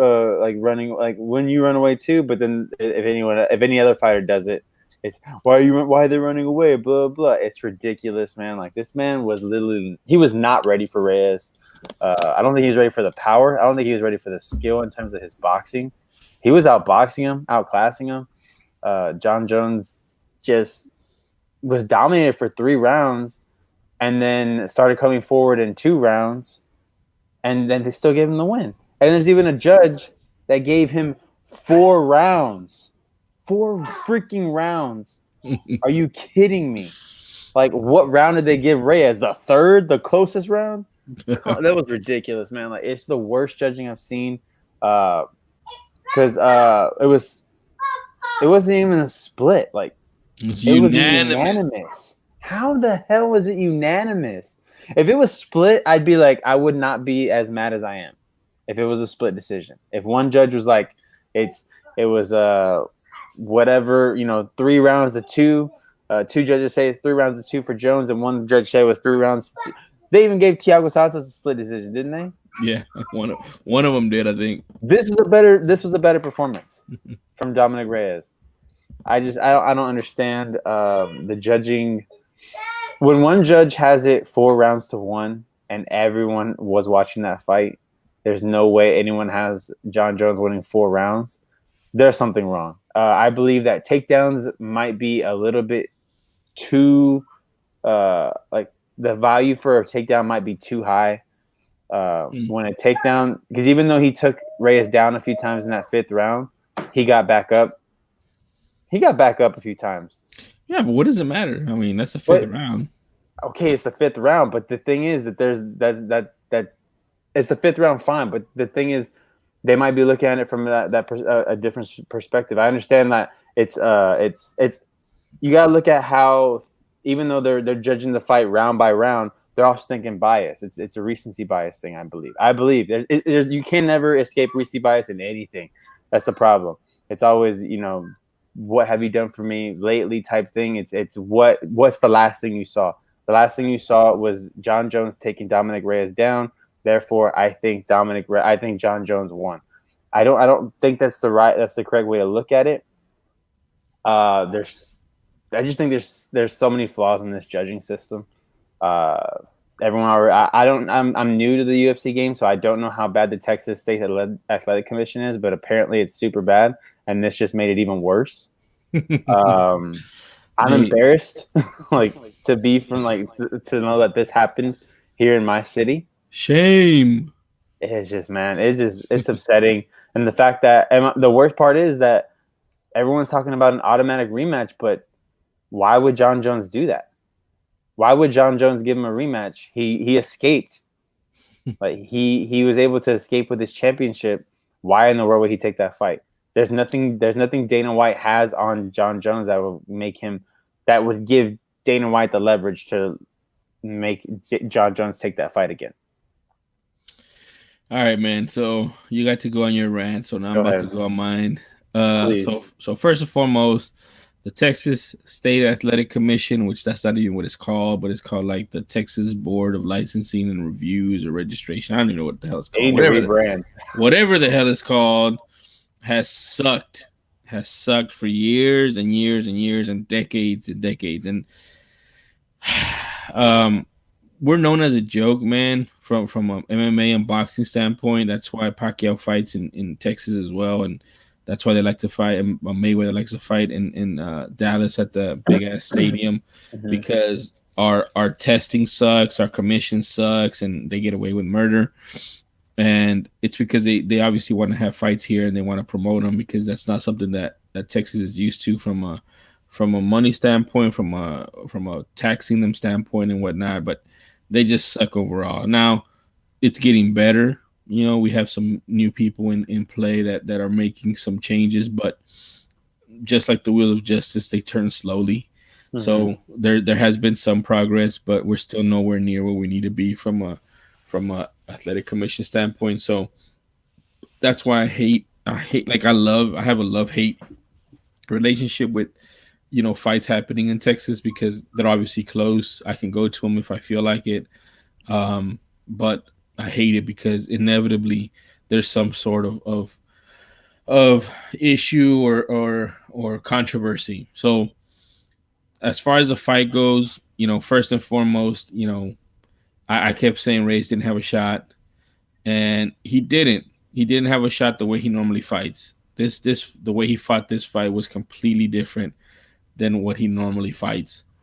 And that's a lot of respect to John Jones because he knows that the fight that he normally fights probably would have gotten him beat. So he had to do a different type of fight, and he completely changed it up and was very mobile and very. I mean, he was ready, dude. He had so much energy and so much gas tank that it was ridiculous. Mm-hmm. Um, He didn't even look, honestly, in the fourth and fifth rounds. He really didn't look that tired.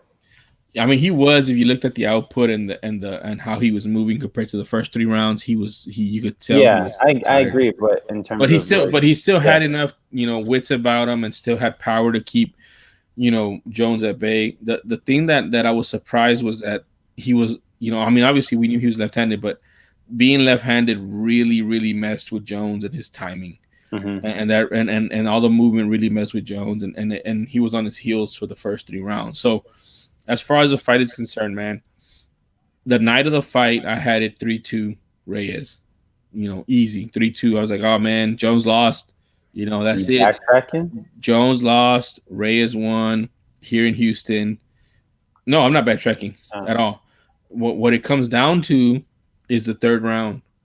So I went back and I've seen this fight 3 times now, and I've seen that third round probably like 4 or 5 times. And the third round, I always turn the sound off whenever I rewatch my fights just to make sure that I'm not biased Yeah. from the commentators. That third round, the first minute is Reyes. The second minute is close. It can go either way. Mm-hmm. The third minute is Reyes. The fourth minute is close. It can go either way. And the fifth minute is Reyes, which is the last minute of the round. And the last minute of the round, John Jones goes for 2 takedowns and he gets stuffed on both of them. And if you look at the stats for that round, you're looking at this is what you're looking at.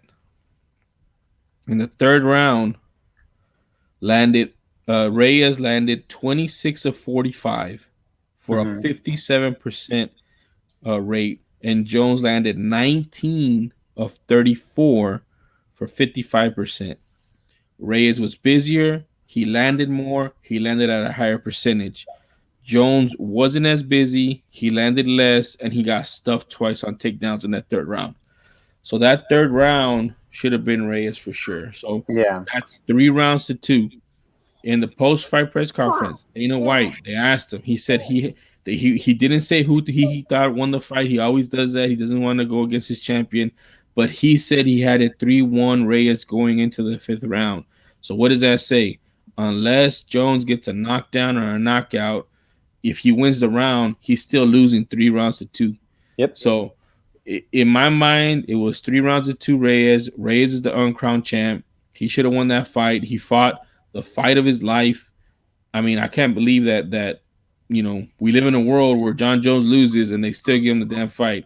Now, here's what I will say: the type of judging, like I said, because it's borrowed from boxing, is antiquated, and it sucks because it doesn't give you, as a fighter, it doesn't give you benefit for what you're doing.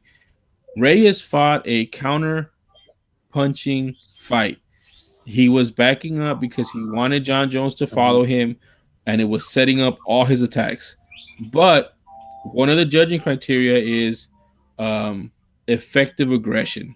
So because John Jones was basically coming forward the entire fight, those judges can say, "Well, I scored it for Jones because he was coming forward the entire fight."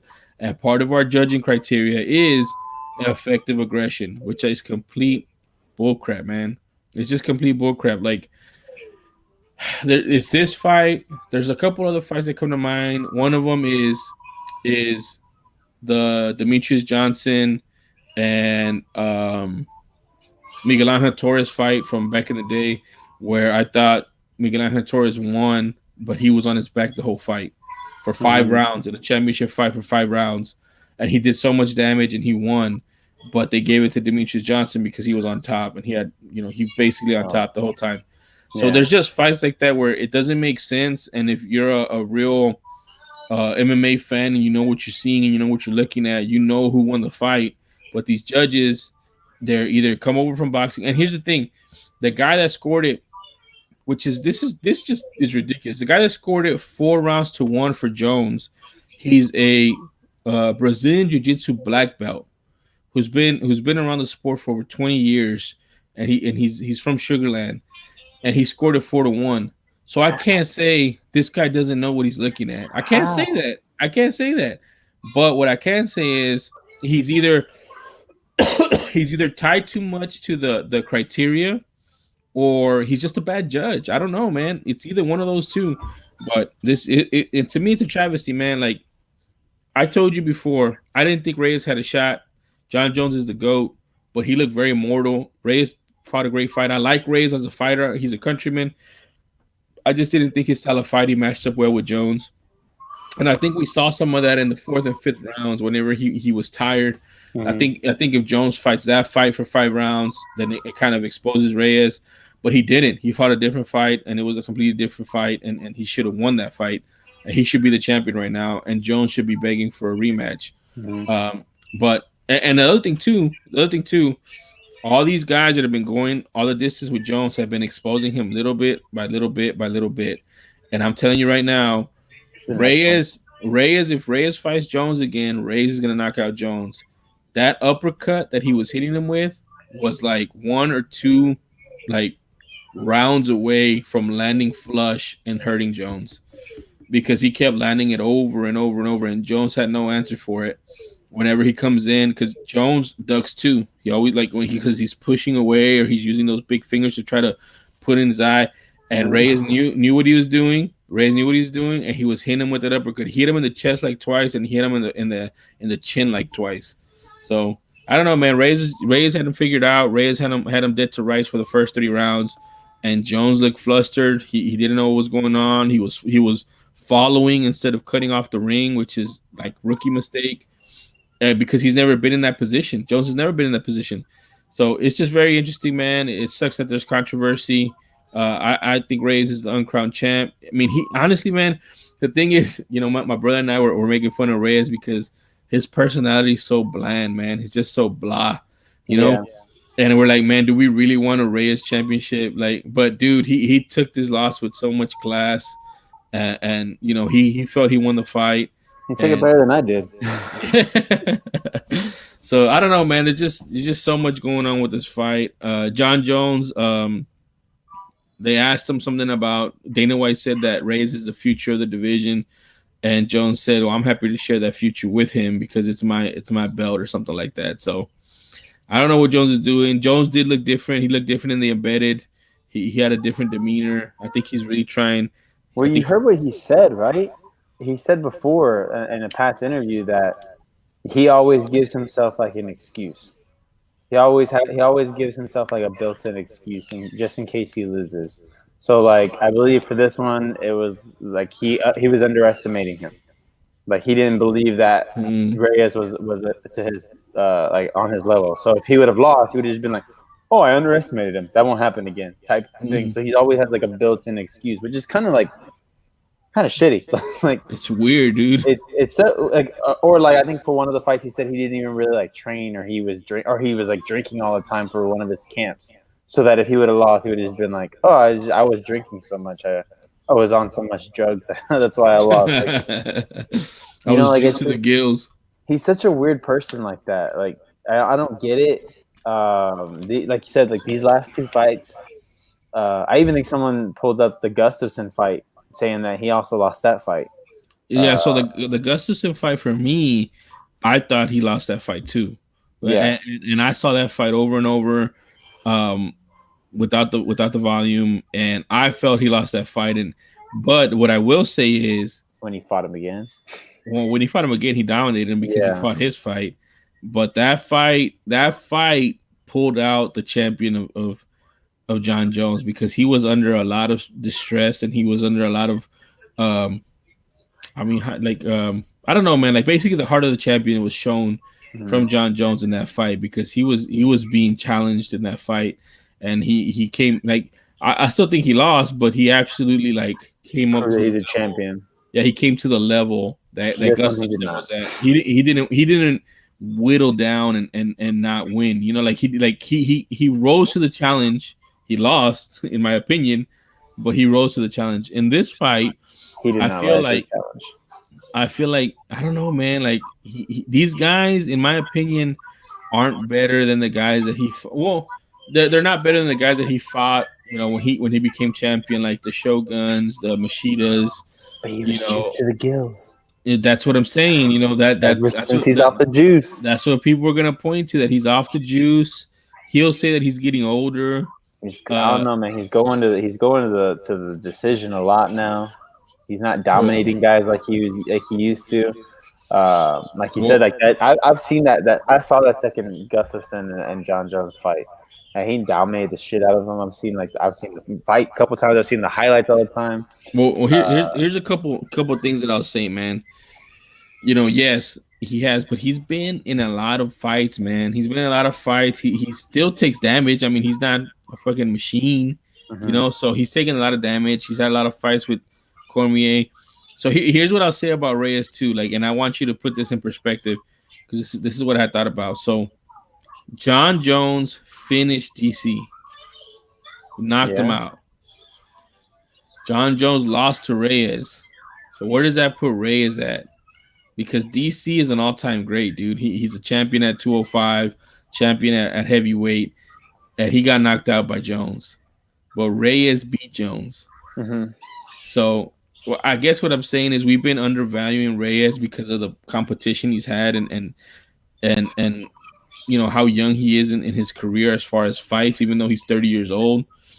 But man, this dude has a lot of skills and a high fight IQ, and he's willing to do whatever it takes to win, man. So when by that I mean like he changed up his style to win, Mm-hmm. you know, and he was able to do that and do it very well. So I don't know, man. I feel like he should be a lot higher on our list of great fighters. Like like Yeah, does he beat Thiago Santos? I think he does. Does he beat Anthony Smith? I think he does. I think he does. You see what I'm saying? Like, I think but did you I say don't. did you think that before the fight? Mm, I thought he was better. I think I thought he was better than Anthony Smith. but not Thiago I don't Santos. know if I thought he was better, but because I think that Thiago Santos won that fight against John Jones. So I think if I'm looking at that fight, and I'm thinking, and I was saying that I didn't think Reyes was going to win this fight, even though if we would have done predictions, I think I would have took him, just to be just to be crazy. And then this would have been a lot more heated if I would have lost. But yeah, I just think that at the time, I thought that Thiago Santos won that fight, and I didn't think Reyes was going to win this fight. But because Reyes wins now that Reyes has won handedly, I think if you're even saying that Reyes won, then there's no denying that Reyes is better than Thiago Santos. I think he's probably the best guy in this division right now, in this lightweight division, light heavyweight division. I'm actually interested because now that John Jones knows that this kid is willing to change his fight style. Does Dominic Reyes change his fight style again in a rematch, or does he come back with the same fight style and Jones has it figured out and has to attack it? But then again, he also has to deal with that power. Well, here's the thing, man. I think Jones would be in trouble in a rematch because Reyes proved and showed that Jones can't really take him down, man. Yeah. He can't really take him down, and it was taking a lot of energy out of Jones. And Reyes, I feel, is stronger than Jones, and that's saying a lot, man. Because usually Jones has a power and strength advantage over a lot of the fighters at 205, which is really weird because he's just a freaking nature, dude. He's like 6'4". You saw the reach advantage. He had like a 9-inch reach advantage. I was wondering how he was going to get around those hands. How Reyes was going to get around those hands. And man, it didn't matter, dude. It didn't matter. The strength, he was stronger, which I haven't seen anybody be stronger than Jones. I think DC was stronger than Jones, but his reach was such an issue that it caused a lot of issues for him in the fight. But whenever he did get his hands around Jones, he was able to like manhandle him a little bit. Yeah. The problem was that Jones is so strong as himself. As he's springing, he was able to pop up and put DC in awkward positions. Yeah. That he couldn't hold him down. So it's just I think Reyes is just a matchup problem for Jones seeing this fight now. And I think you're right, man. It sucks, but I think Jones is going to do everything possible not to fight Reyes again. Yeah. Like he'll even call out. I could see him maybe even calling out the winner of this weekend's fights just to try and avoid Reyes. Yeah. Like go to Dana and be like, I'll fight one of these guys. I agree. Yeah. I feel like what's his name? Anderson's been calling him out for so long. And he's been avoiding Anderson too. Now he's like, I gotta avoid that guy. Now he's like, I'll fight you, Anderson. I'll fight you tomorrow. Yeah. So I think he said it's gonna be that. He even said that he wants to do 3 fights a year. This year, he said he wants to do 3 fights this year. I forgot who he talked to when he said that. So then he's eyeing July, dude. July 4th. Yeah. So International Fight Week, right? Yeah, always. Usman Masvidal. That's gonna be that's the word is that's gonna be there. Well, can you imagine Jones and Anderson and then Masvidal and Usman in that fight card? They're gonna give Jones and Anderson the top bill, but dude, I think at that point I would put Masvidal Usman top bill that fight card.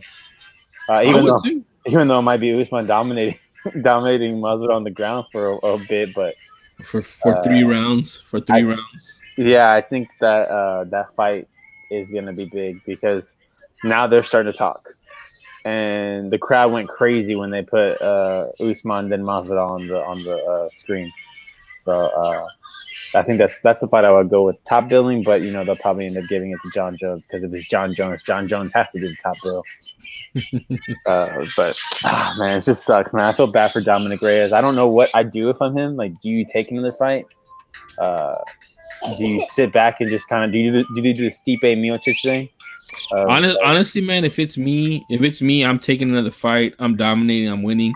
And at the end of the fight, I'm saying I'm the uncrowned champ. Yeah. Oh, dude, that's what we should do. Yeah.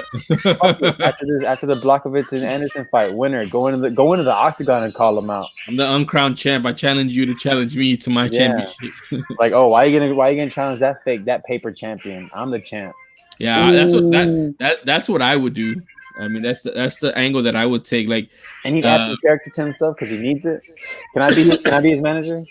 he's the I'll people's talk on the champ. mic for him. I'll talk on the mic for him. Think about He's like him dude. going in the ring and He needs challenging to, somebody, hey, dude. He needs somebody because he's really soft spoken and yeah, kind of like chill, and he doesn't really do anything. like imagine like because Paul Heyman's thing is all of a sudden you hear like Paul Heyman type guys is coming in like, ladies and gentlemen, like my client right here is challenging Anderson. The uncrowned champ. Uncrowned champ is putting his title on the line against Anderson. And then John Jones has to kind of like jump in ahead and be like, no, I want Anderson. And then you have even more feel like, oh, he's running, he's ducking, he wants to he's trying to fight everybody but me type. Oh man, dude, that would be so dope, man. I'm gonna reach out to Reyes and I'm just gonna put it in his ear. Hey, you should go on Saturday to go challenge the winner and say that you're the champion and kind of put Jones on the hot seat right there. Do like Covington and have an actual title belt. Or buy a replica. Or be like, who was it? Gastelum, who borrowed a belt from somebody. That guy's belt. Yeah, exactly. All right, man. We're going to go ahead and call it a night here. We didn't even get to jump into some of the rule changes that the other guys mentioned possibly, but maybe we can get into another time. Maybe it's a bonus episode. Yeah, maybe we could try and find some time to record sometime this week and talk about, because that's a lot. What they were proposing. I'd be interested to hear what you had to say about it, because I don't necessarily know how I feel about it, but maybe we get into that another time. Go ahead and let everybody know where they can find you. You can find me on Twitter at @TheRealJesus, and that's spelled JEEZUS. Yes, and you can find me on Alex Miller 0423 on Twitter. Also on Facebook at my name. You can find, if you know what I look like, you can find me. If you don't know what I look like, then that means you probably shouldn't be adding me on Facebook. But all right, guys. So we will see you guys next weekend, same time, 9 p.m. CST, right here on YouTube. And come into a podcast near you. So we will see you guys next week. AMF. Peace out.